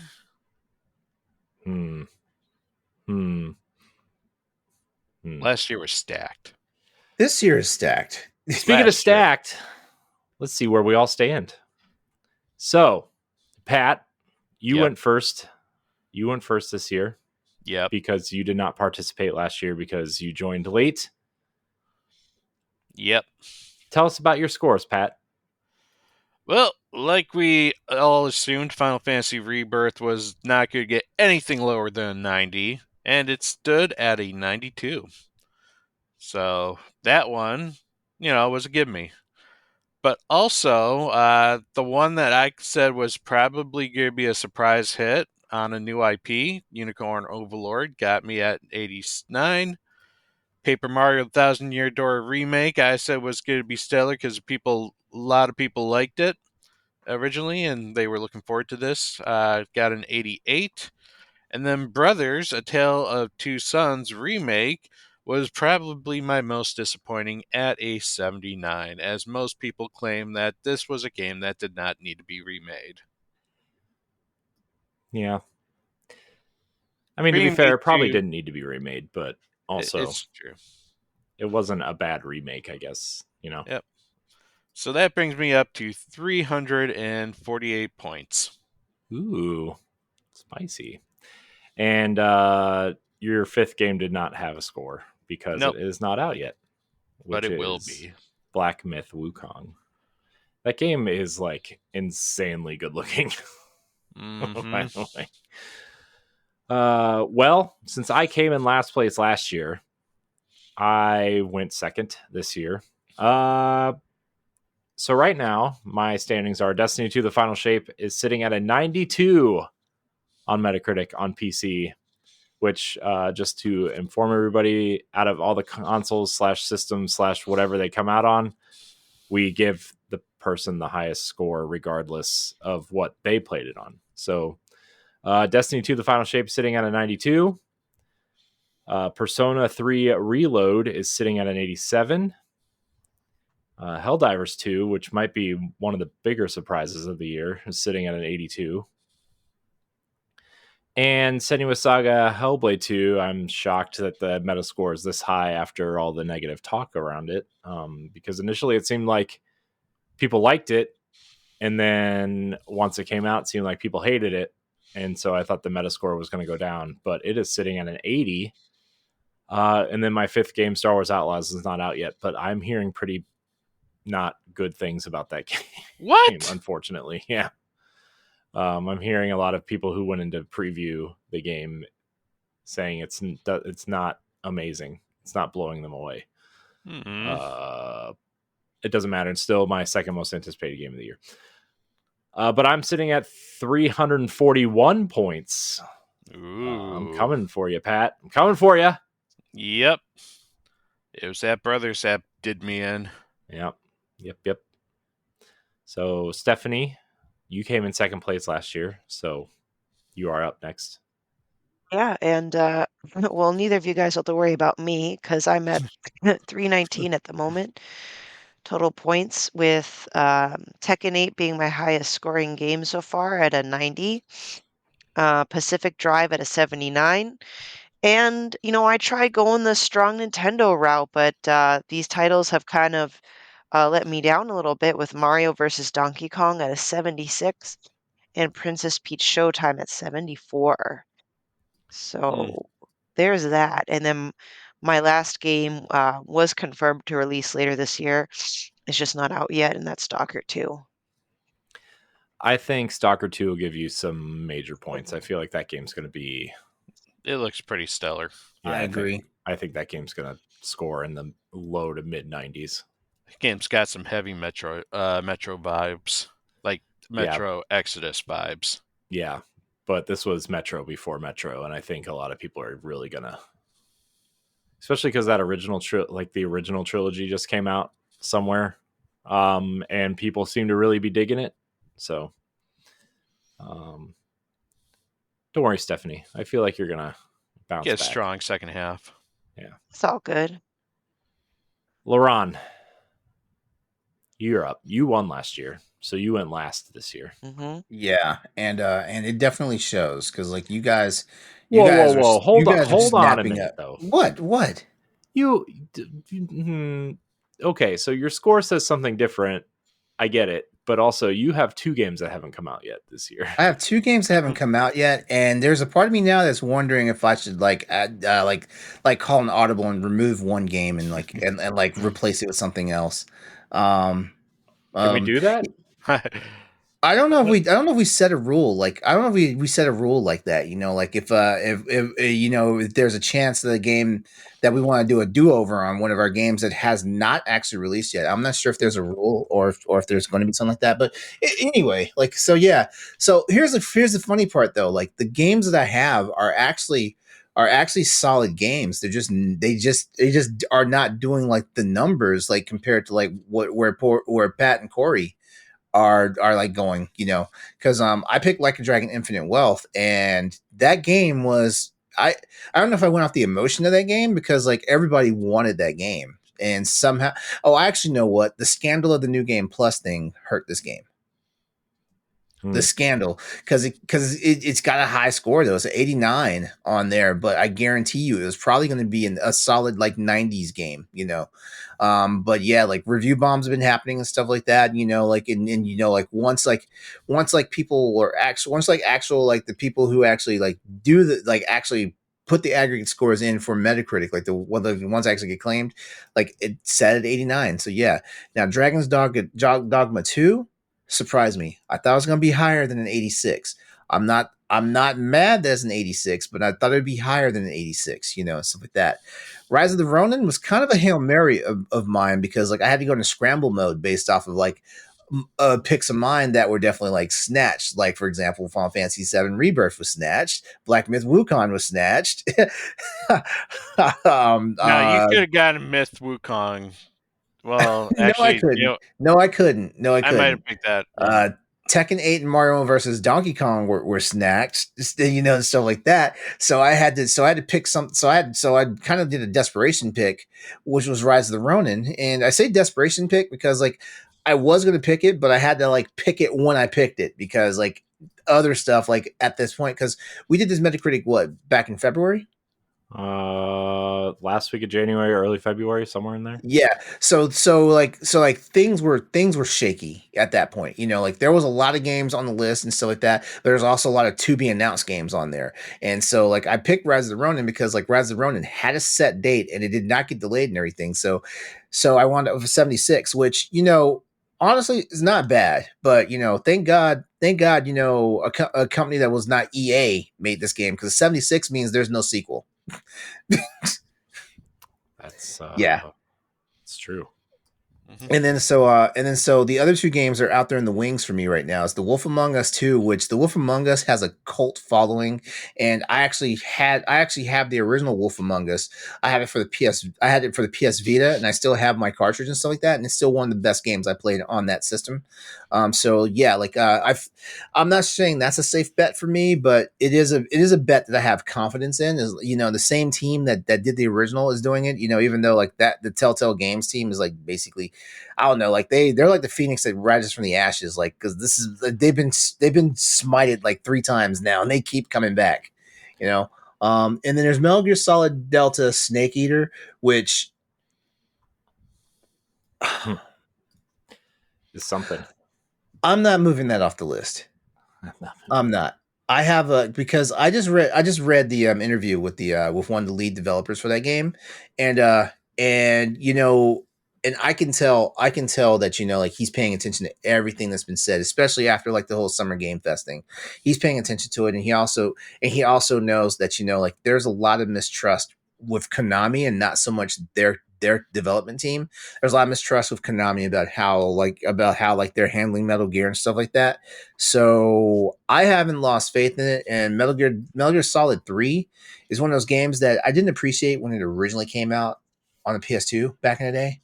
But when they did the Metal Gear Solid Master Collection, that basically had like Metal Gear Solid 2 and 3 like in a remaster form. That was when I finally played Metal Gear Solid 3, and it's one of my favorite Metal Gear Solid games ever. Yeah. So yeah, all that being said, I am currently in last place with no hope of redemption at 251 points. I'm going to lose this Metacritic draft. Like it doesn't matter. It doesn't matter, you know, like if any of my picks, like I'd have to pick I'd have to pick 5 100 score tonight to beat everybody at this point. Well, you know, LeRon, there's always next year. No game has a perfect score on Metacritic. No game. Yeah, that's fair. All right, so basically what we need to do now is fill 5 more spots with games that are coming out the rest of the year. And then so this is the last one. So this is the last one. Okay. We're gonna make it happen. So anything that has come out before July 2nd is ineligible. Anything that comes out over the course of the next 6 months, minus a day, is eligible. Pat, yes, you are on the clock. I'm on the clock. Well, you can wait, stop. Pat's in first place right now. Why is he going first? Because we're still that's not how. No, he's going first. No, he didn't participate last year. We're going in the same order that we went last time. No. This sounds like a loser's trying to change the rules. Yes. But LeRon, you already said that you're going to lose, so why are you trying to change it? Pat, you are on the clock. I don't want to lose by a freaking. I don't want to get spanked. I want to make it a competition. I've gotten spanked 3 years in a row. Pat, you are on the clock. You sat back and took it. It's okay. Let's just piss off LeRon right away and just go with Metaphor. Ooh, nice, good pick. Man.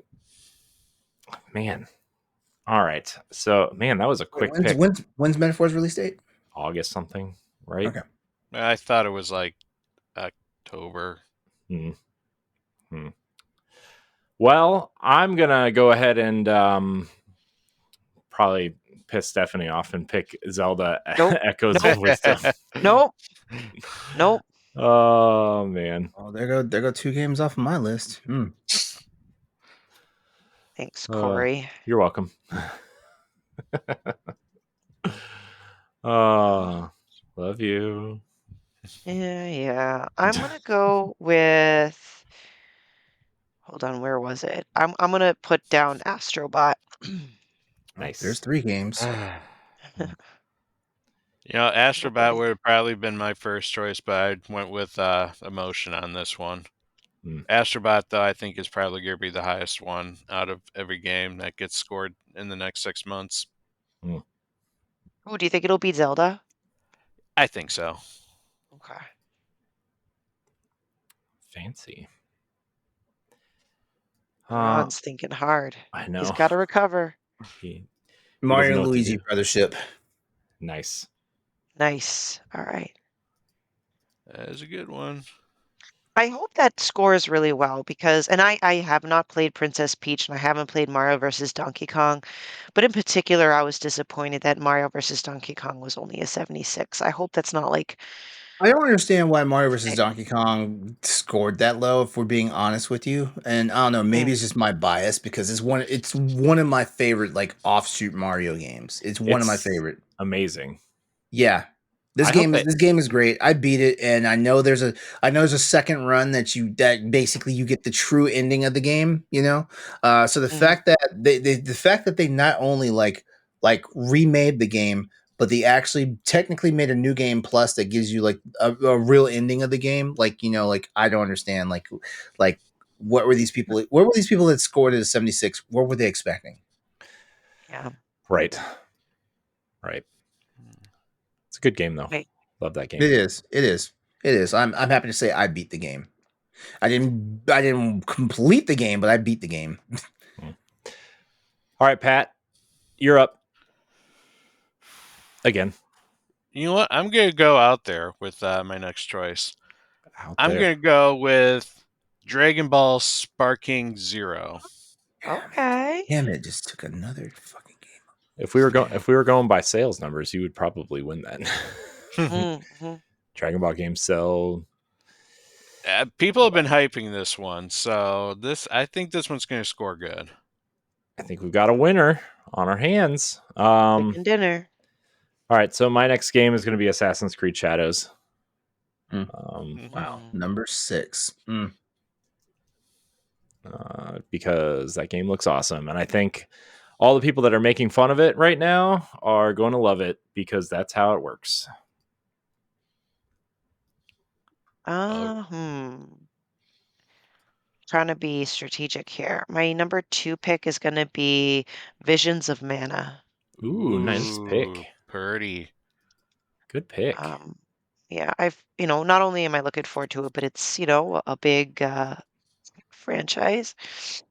And, well, I don't know. I just feel like there's really nothing extra to be said about this game already that, we aren't already excited for. I'm sorry if that did not make any sense.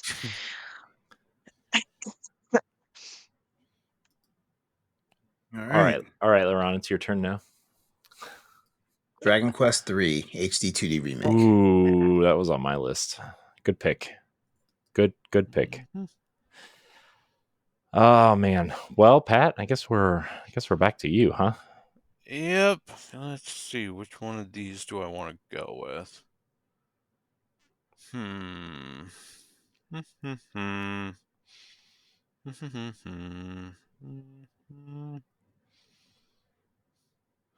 what? I'm going to go with Ace Attorney Investigations. Nice. Yeah, that was not on my bingo card.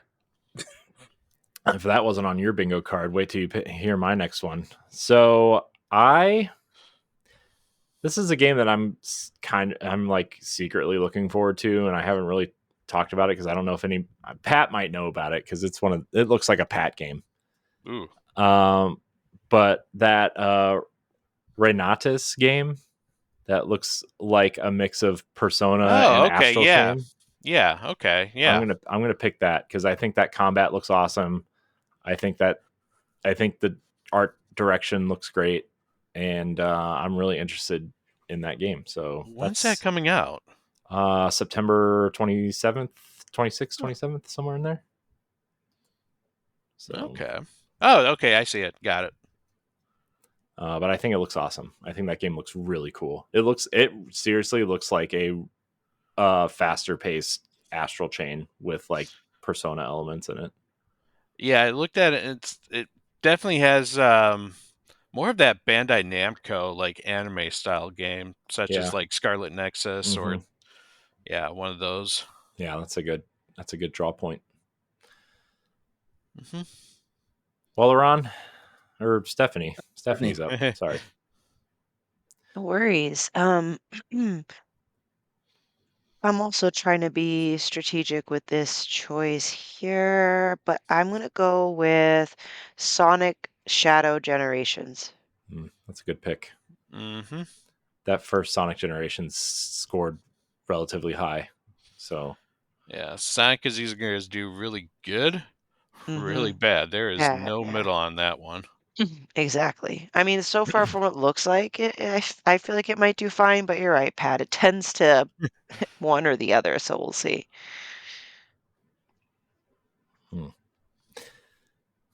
Well, LeRon, it's time for you. Microsoft Flight Simulator. Ooh. 2024. Yes. Ooh. That's probably a really safe bet for you. It's not only safe, it's ambitious, and honestly, it actually blew me away during the Xbox show. Like this one looks more fleshed out than like last year. Well, last year's was that last year's or was it 2 years ago? That was 2 years ago. This one actually, like, there's more things to do in this game. Like you can be on the search and rescue team. You can do the flight stunts and all that stuff. Like there's so many things to do, and like it looks phenomenal. Of course, I'm going off the PC version of it because like that's the one that's going to shine. Oh, yeah. So You guys are making this difficult. sorry, LeRon, you shouldn't have won last year. Oh, You only did it to yourself. Pat, it's Sorry, your I'm turn. going down swinging. wait, isn't it? Shouldn't he have gotten last place? Because last place gets to pick first in the following year, right? Isn't that how it works? Yeah, but Well, because Pat picked because Pat picked first because Right. Pat wasn't and then Corey was last place, so Corey technically went second. That's what I meant. Yeah. So anyway, Okay. Hmm.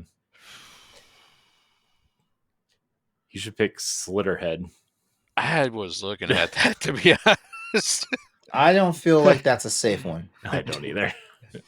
That has Come real. on, it's Silent Hill people on it. That has real like ill bleed Dreamcast vibes to it. If you say so. No, it's gross. I'm gonna nab Dragon Age. Ooh, that's a. Why am I in Stephanie's? yeah, you could give that to me. All right, I'm gonna pick something else that I don't think is really expected here. Judging by its showing this summer and how it's kind of drawing me back in for some reason for the first time in probably 10 years. Black Ops 6 looks really solid. That looks like it's going to be a high scorer. Yeah. Has there ever been a really bad scoring Call of Duty? Mm-hmm. Yes. Yes. Oh, last year. okay. Yeah, Ghosts, okay. Modern Warfare 3, both Modern Warfare 3s. Yeah, the Vanguard I think was pretty low. Okay. Yeah. All right. Well, hopefully this will turn it around. Actually, I think the last Black Ops games was pretty low too, which was the Cold War. That was the last one. Right. Okay. For my number 4, I am going to go with Kunitsugami, The Path of the Goddess. Ooh, that comes out soon. I think there's a demo out right now for that. Yep. Man, remember when that was shown off and everybody thought it was Onimusha? Oh, I got real excited. I thought it was Onimusha. I'm curious as to what my last one, but yeah. So there you go. I feel like I have some faith that it'll at least do okay. I feel like your list is shaping up pretty nicely. I don't know. This pick might be controversial, or this might be my Hail Mary. Super Mario Party Jamboree. No, not that damn controversial. even though the Mario Party games on the Switch, in my opinion, have been about the best outings. Like I've had more fun with the Mario Party game that's on the Switch than I have on any of the previous ones since Mario Party started. But yeah, this is a controversial pick. But it's the PC edition for God of War Ragnarok. Because in Nixus, we trust. Okay. Interesting. I that's going to score really high though. I will say that's going to score super high unless there's some sort of like crazy frame rate garbage issues, which Nixus's ports usually don't. Yeah, this is a Nixus game. Like I mean, Ghost of Tsushima just came out. That's a Nixus port, and woo! Yeah. If I had only had that on the Metacritic, well, they announced it and then like it dropped, so there was no time for us to like get it on the Metacritic draft. Yep. Sorry, LeRon. Yeah. Anyways. Well, Pat, it's back to you. Yep. I got 2 potentials. Oh, boy. Which one do I go with? Which one of these do I go? Go with your gut, Pat. Well, my gut is saying Life is Strange Double Exposure. Ooh, interesting pick. All right, pulling the Anakin Skywalker here. I hate you. Well, you should have grabbed it. I had other fish I needed to fry first. I don't know if I should pick this game or not, but I'm going to anyway, because if I don't pick this game, everyone's going to yell at me. I already know what it is. Jamboree. Jamboree. Nope. Epic Mickey. Epic Mickey. It's not Epic Mickey. Epic Mickey 1 scored in the low 70s. I'm not picking that. I'll give you guys a clue. The guy has a whip. Yep. Indiana Jones and the Great. That was going to be my number 5. That didn't show up on my list because so fun fact, Epic Mickey 1 on the Wii actually didn't score very high. I just liked it because it's interesting and has a lot of cool Disney history in it, and Warren Spector is a really well regarded game developer. So if he wouldn't have made Epic Mickey, he would still be on the level of like a Ken Levine or a someone of that caliber. But he's involved in the remaster though, so that's promising. So you know what I'm struggling with my last pick is, do I go with a large title or an indie title? Because I want to support my indies, but I feel like I have a higher risk reward with a larger title. You support whatever's going to make you win this competition. Yes. Well, see, I don't know either, because this one I feel like could do really well, or it could bomb, and that. Let's put it this way: your Metacritic draft choice does not pay their bills, so exactly. You don't have to feel bad about it. Yeah, true. Okay, then I will just go the boring route and pick AAA game, so to speak, and I will go with the Silent Hill 2 remake. Ooh. Okay, actually, that's gutsy. That's gutsy. Yeah. Because I don't know. I don't know on that one. That's why I said, this has a decent probability it'll bomb as much as it will do well. Because, now that I picked it, I was going to go with either the Crush House or a Ranger, a role puzzling adventure, because they're indies, but I feel like they'd be good scoring indies. So, we'll see.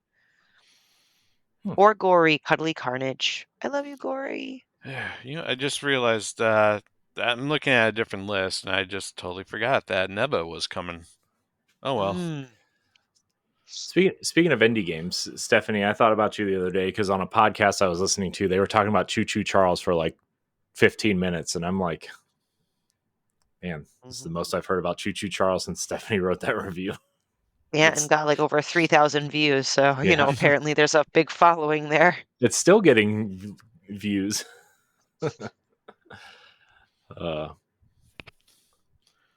Sorry, LeRon, right, we're delaying your agony. So your fateful final pick, LeRon. The one that's going to win you the game. Hold on a second. I feel like I missed something here. Do. What did you miss? Besides us. Oh, ayo. Oh, man. Good you know times. what? There was another Life is Strange game. Life is Strange Double Exposure. That's what Pat picked. No. Which one? Wait, Pat, what did you pick? I picked Life is Strange Double Exposure. No, I thought you said another game. I really thought you said another. Okay. There's 2 Life is Strange games come out this year, though. No, there's that disc one, but I don't know if that's come. I forget what it's called. Okay, well, mixtape. You know what? The hell with it then. This game is coming out right around the corner. Flintlock. Ooh, that game looks good though. Yeah, that's a good pick. I don't know. It looks good, but I don't know. I don't know if it's an 80+ scorer. I don't know. I think it might be.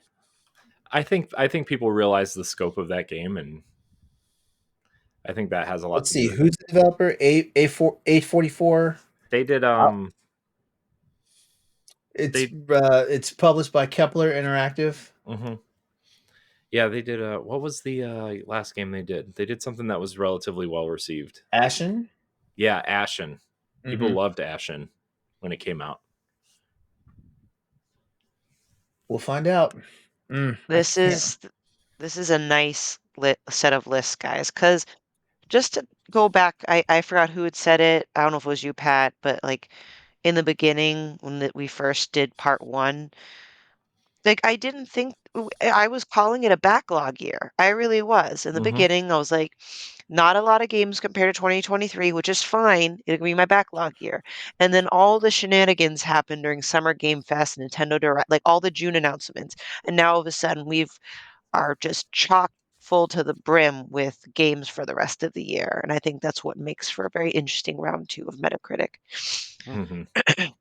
I'm glad we All right. waited till after the summer stuff too. Yep. Yeah. All right, LeRon, I was thinking about your Audible call, and I will Mhm. allow it, but I get to choose the game for you. Ooh. If I pull the Wolf Among Us off there, what's the game you're choosing? Well, you can't know. You just have to take a leap of faith here. I feel like I would trust Pat. Yeah, I feel like Pat wouldn't. Pat's winning. He's not going to try to screw you over. Well, I mean, the chances are the Wolf Among Us 2 isn't going to be out this year. Isn't going to be out this year. That's why I was saying, anything like, I give you, like will it's get it's points. it's funny. It's funny when you turn around when you look at this and you're like, usually a Metal Gear Solid games since Metal Gear Solid 3 have been delayed. So if like 4 was delayed, 5 was delayed. Of course, like Revengeance came out on time, which was wild, but then again, Platinum Games made that one. But of course, the other one, the zombie one, like that was delayed, but they were delaying that because they knew that was gonna be a shitstorm. But Delta didn't get a release date though, right? So it could But be released next year. yeah, but Delta is supposed to be shooting for this year though. Okay. Yeah, like they're trying to get it out this year.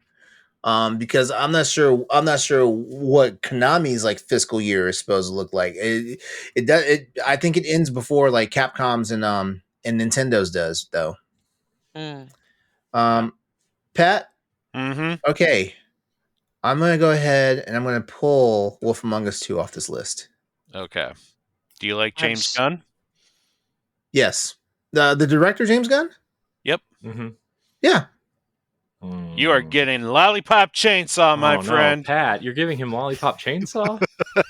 Oh no. Well, at least it's coming out this year. Oh man. The original Wait.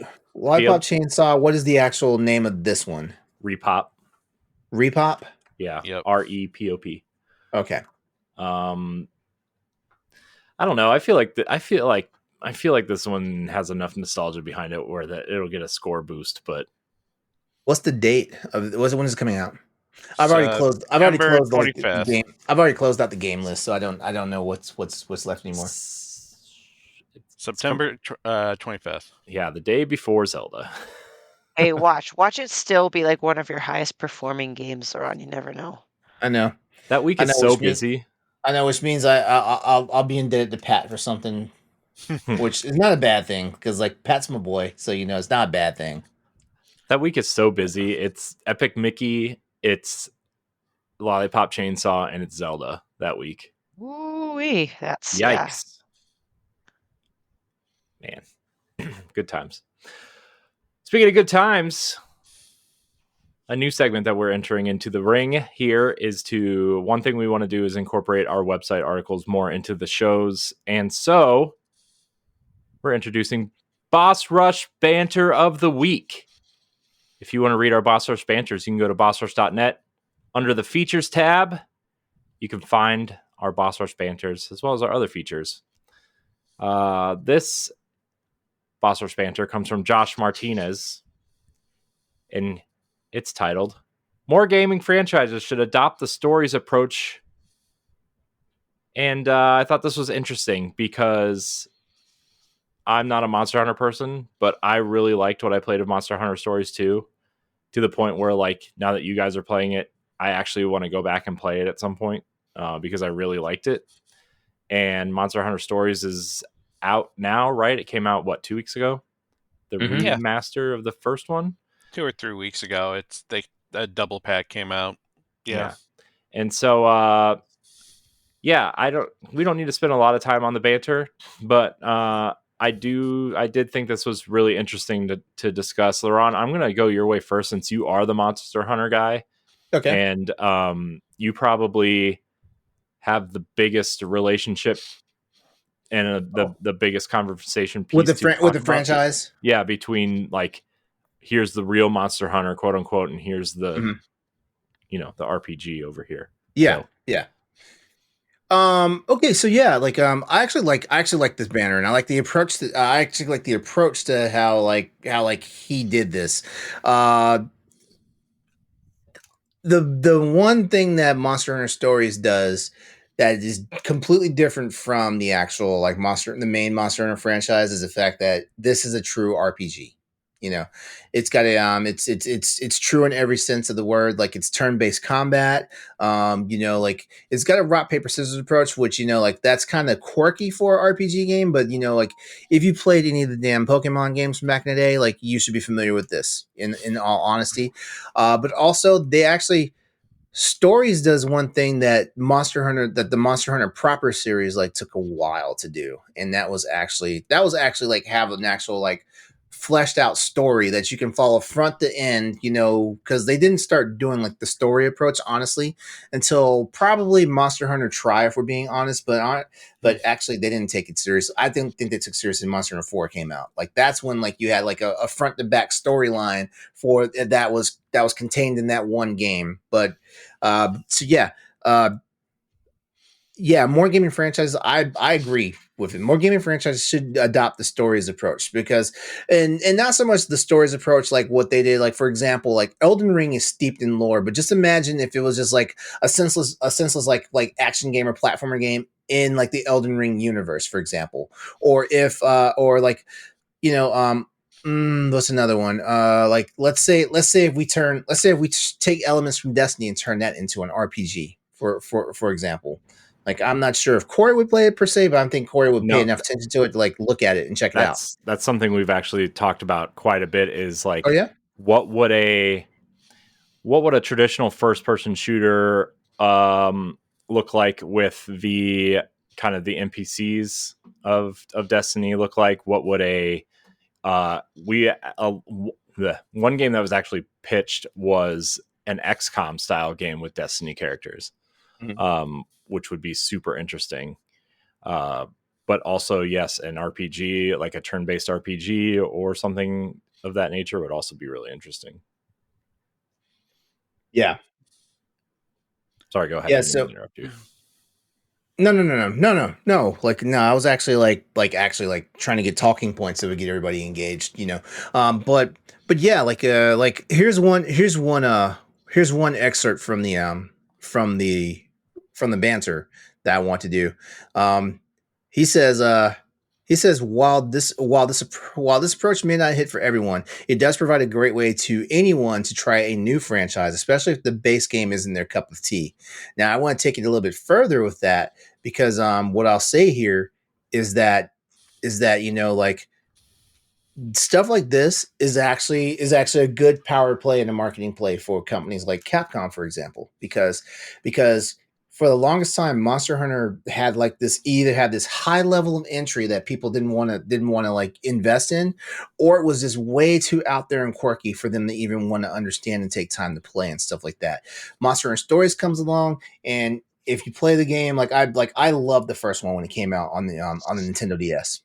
I loved it, and actually, it was the 3DS game. My bad. When it came out, the first game came out on 3DS, and I loved it. I didn't know I was going to love it until I played it. I knew I was going to play it, but I didn't know I was going to love it. And by the time I beat the game, there was so much in the game that I was so familiar with Monster Hunter that I knew that anybody who was brand new to the franchise, they would see this stuff and they would get interested. At least like at least to look up the actual monsters and stuff like that, because like Monster Hunter's biggest draw is the monsters itself and stuff like that. So like it was a power play for Capcom. They kind of knew like if people enjoyed that game enough, they may turn around and look at the main series. And yeah, so I feel like that's the approach, like, like a lot of companies should go for. But we also see it in reverse, because like Pokemon has like evolved into like different games from what Pokemon was when it first came out. Because Pokemon was a very kid friendly RPG, like back in the days, and when it first came out on the Game Boy. Stuff like that. Like look what we have now. We have Arceus and all these other games. They're basically offshoots, but also get people involved into it. I guarantee you, Pokemon Snap probably got new people involved into playing the traditional Pokemon games and stuff like that. I'm trying to think of some other examples that where like a spinoff like got people to get into the main franchise, but I can't really think of anything that blatant. So yeah. So there it is. Yeah, like I think more companies should do this approach, and they should take more risk. We've been saying that for a while here in the Boss Rush podcast. Like companies need to take a little bit more risk and stop playing it safe, because playing it safe is definitely not going to. Playing safe is not going to get you like the numbers and the money you want. Because like now we know for sure like remakes and remasters aren't going to guarantee you like money. Which is wild, because like I don't know why they're not thinking about doing a Dead Space 2. I would Oh, sorry, LeRon. I didn't know. I was gonna say that's for another conversation that he had. That was I was ending it. I think of things like Warriors games, like Fire Emblem Warriors or Hyrule Warriors or Dragon Quest Warriors. That's a good example. I don't know why I didn't think of that. I think of stuff like that, to where I mean, Fire Emblem is I would argue Fire Emblem is actually kind of tough to get into. Unless you're like really into RPGs or strategy games.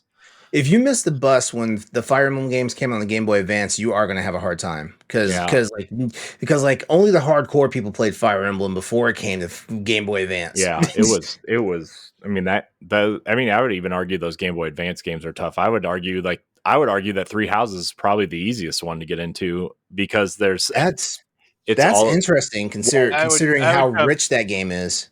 I'd jump even sooner and say the game made it more accessible to everyone when Awakening came out for the DS.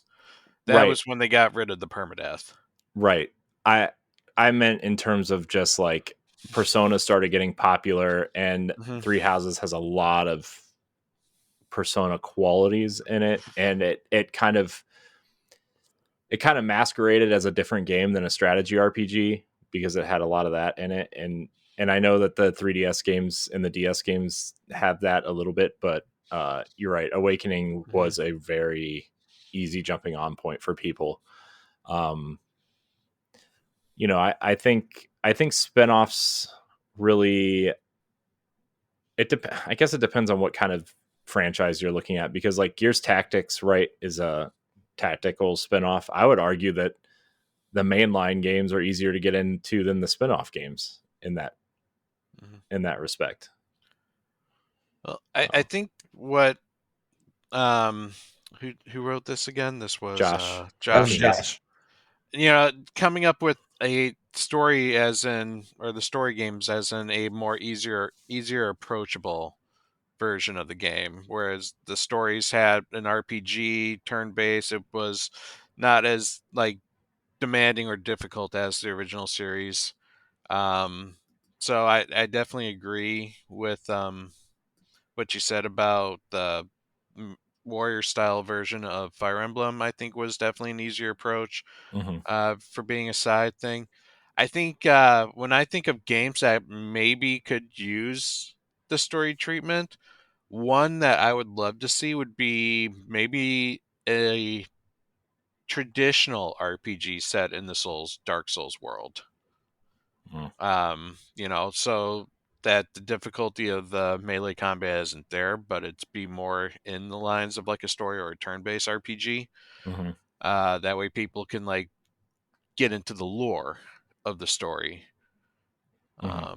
Another one I thought of, maybe Doom could get an RPG treatment. Hell, you got yourself a silent protagonist there. There is. It's on iPhone. Doom RPG. Really? Yeah. What kind of RPG is it? I don't know. I just know there's a game called Doom RPG and it's on phones. But yeah, because Doom now, the universe has expanded to worlds, the hell, Earth, like there's all different places now that you can explore. You have all sorts of environments and different creatures and a vast lore that you can build into with that one. Yeah. I mean, another game that's doing it now too is Horizon. Look at it's going like the Lego game, right? That's probably a different approach that you could look at too, of like, oh, well, this, kind of series that's aimed more towards an older audience. How do we get kids into, these PlayStation IP without having them watching, people get murdered all the time, and like, oh, well, Legos, everybody likes Legos, so let's throw this world into that. And I'm so excited for Lego Horizon, mostly because it's like retelling the first game in the Lego form, but also, I think my kids will get into it. My daughter really likes, like, I have the Aloy statue from the first game, the first collector's edition, and my daughter like points at it all the time and like really likes it. And I thought, well, this could be a way for her to like get into something like that at some point, because it's kid friendly. There's a lot of comedy. Obviously, there's a lot of costumes and weird stuff going on in Lego games. And it's a franchise that, has, that female character that she could probably look up to at some point. And if she gets into games, she could point at Horizon as like, oh, that's a series that I can, relate to or something, so. Yeah. What about you, Steph? Anything you can think of that could use the treatment? Not particularly, but probably because I'm brain dead. And also I'm not really a big fan of uh Warriors type spin-offs, but I was kind of thinking, other type of spin-offs we could continue to do for the Legend of Zelda franchise, but I feel like that's a cop-out answer. Well, no. Like, if honest, I would love to hear your input on like, what do you think? Like, Legend of Zelda hasn't done that might help bring more people into it. Oh goodness. It's almost kind of like we could do over Triforce Heroes and not be a terrible game. Not a remake of it. I'm just saying, like, go in that direction where it can be a little silly and lighthearted, but just not bad. You know what I'm saying? Maybe let AI control the other two characters. Maybe, yeah. So I don't know. I just even if The Legend of Zelda was like they made a farming sim spin-off. Rebuild Hyrule. That'd be cool. Exactly. Like right? Yeah, it's not a survival game, but like a Like sim builder. a sim builder or management. Yeah, build your Yeah, own Stardew Hyrule. Valley, but in a Zelda form where you're rebuilding Hyrule. That'd be cool. There you go. So I think that'd be great because there's a huge mass of people that love sim, especially farming sim type things. So there's that. And not that The Legend of Zelda is too mature anyway, because it's really not. I mean, some themes can be, but just all the more to get more fans in, especially since, Nintendo's doubling down with a movie. Let's just all put that together. Side tangent, it wouldn't get people into Zelda. It'd probably turn a lot of people off, but I always thought a Souls game set in Hyrule where you played as Ganon would be awesome. Okay. I think see where you're going here. Are we talking at least Daddy Dwarf? Oh, even better, Daddy Dwarf. But when he dies, he goes into withered Daddy Dwarf or dehydrated Daddy Dwarf. Yeah. Yes. He gets hollowed. I'm sure. I just think that would be so cool, of like you're actually playing the rise of Ganon or Ganondorf through this, and it's telling the story of his rise through the ranks of like not just the Gerudo, but just like taking over all of Hyrule. And I just thought I have always thought that would be a cool idea. and I think Zelda is the perfect IP to put it into the Souls genre. Just because there's already so many different big bosses and different styles of bosses, and you have to attack them in different ways. And I don't know. I always thought that would be really cool.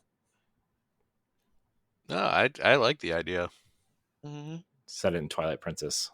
Yes.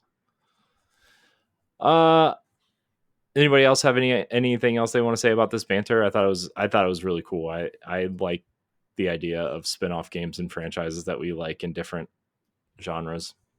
So, well then, let's get into some listener questions. We have one question. Remember, you can email us at podcast.bossrush@gmail.com or join our Discord, or you can look for the question thread on our Patreon, patreon.com/bossrush network. It is free to sign up, and you can leave your question there. So, just another place for you to look for us. This question comes from the one true James via Discord. He asks, what is your Steam sale hidden gem? Bonus points if it has fewer than 1K user reviews. I'm ready for this one. Ooh. To make up for my bad answer to the prior topic. So the first one is something Pat had talked about playing, and that's Until Then, because it is on sale. It's 10%, but it's on sale. It is very positively reviewed with only 481 user reviews. I don't know why it got tagged with visual novel, Pat, but I would not say it's a visual novel. It's It's definitely almost like text heavy, but you control a lot more than visual yeah. novels So let you it's your control. pixel 2D story-driven indie game. So Until Then. Another one is called SMYS, Show Me Your Stairs. It's a 2 to 4 player local multiplayer party game. It's a yeah, challenge your friends, which I play a lot of multiplayer games. In this building race to the top, gather blocks and various mini games, and then use them to build your stairs as fast as possible. It's positive with only 12 reviews. Nice. But I saved that because I saw it from like a previous like indie show. How to Say Goodbye, very positively reviewed, released in 2022 with 90 reviews. It's a narrative puzzle game inspired by picture books, and you reorganize the environment and puzzles, and you help ghosts move on to the afterlife. Ooh. Yep. And then last but not least, definitely more reviews on this. When it comes to all reviews, it's over 60,000. It's Amori. I have not played it yet. It's on my to play list. And because it's on sale, this might be the time to do it. It's 50% off. So Amori on Steam, 50% off. I'll steal that one from you. I played it. It's good. I recommend it. Nice. I will Anybody else? also throw in anything by Toge. Just got to shout out our friends at Toge. I know they have a Space for the Unbound and Coffee Talk series. I believe a lot of their games are at least 50% off on this sale this year. Did that Tactics game come out yet? No, but they have a new demo called the Prologue. Nice. That game looks cool. Yes, it looks does. sick. Right, LeRon? You've seen the game. I have, yeah. As I'm frantically searching for it on my wish list. This man, every time somebody brings up the Steam summer sale, I feel like I need to invest in a Steam Deck. You don't need to invest in a Steam Deck.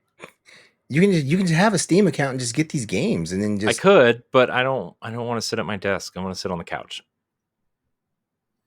I need a Steam Deck too. Someday. Maybe I will. Maybe I won't. It's too many Destiny statues to buy. I'm never going to buy a Steam Deck. I mean, the Steam Decks are on sale right now. I know. Man. At this point, when there's like the second one's coming in soon, probably like the next iteration, just wait for that. Go ahead, LeRon. Sorry. No, I was gonna say my answer is Frostpunk. Ooh. Yeah, it's if you like those Civ/Sim City type games, like Frostpunk is the one, and I do love those types of games and stuff like that.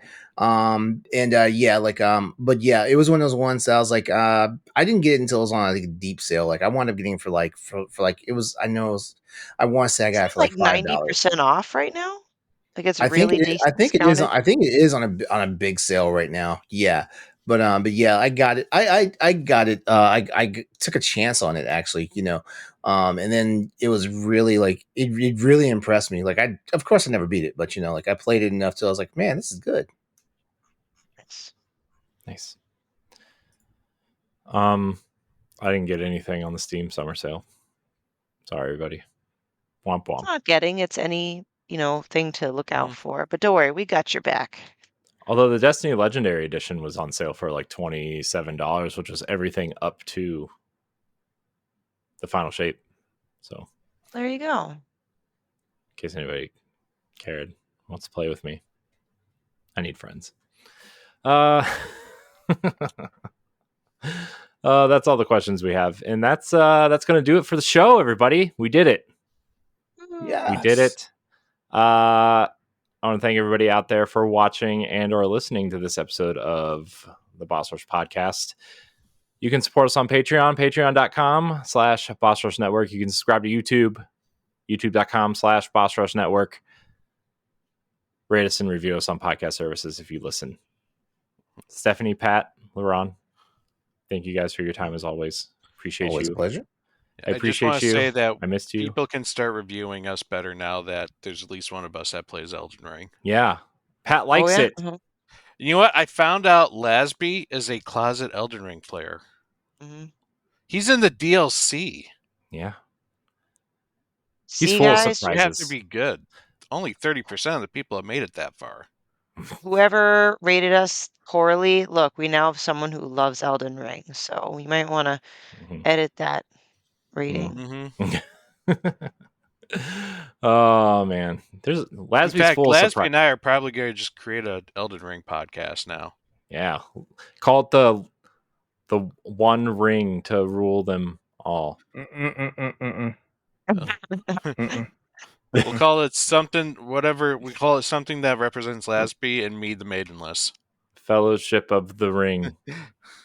Tarnished in the Maidenless. Oh, jeez. All right.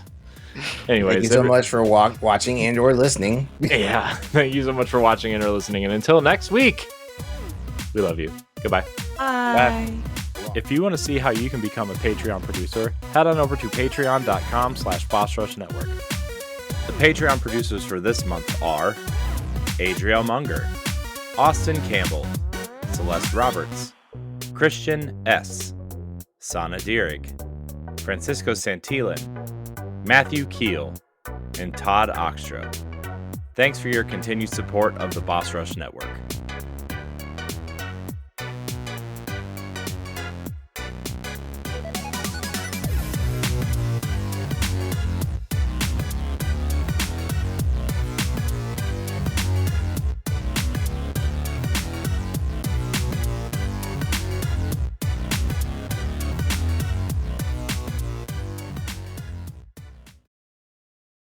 So long.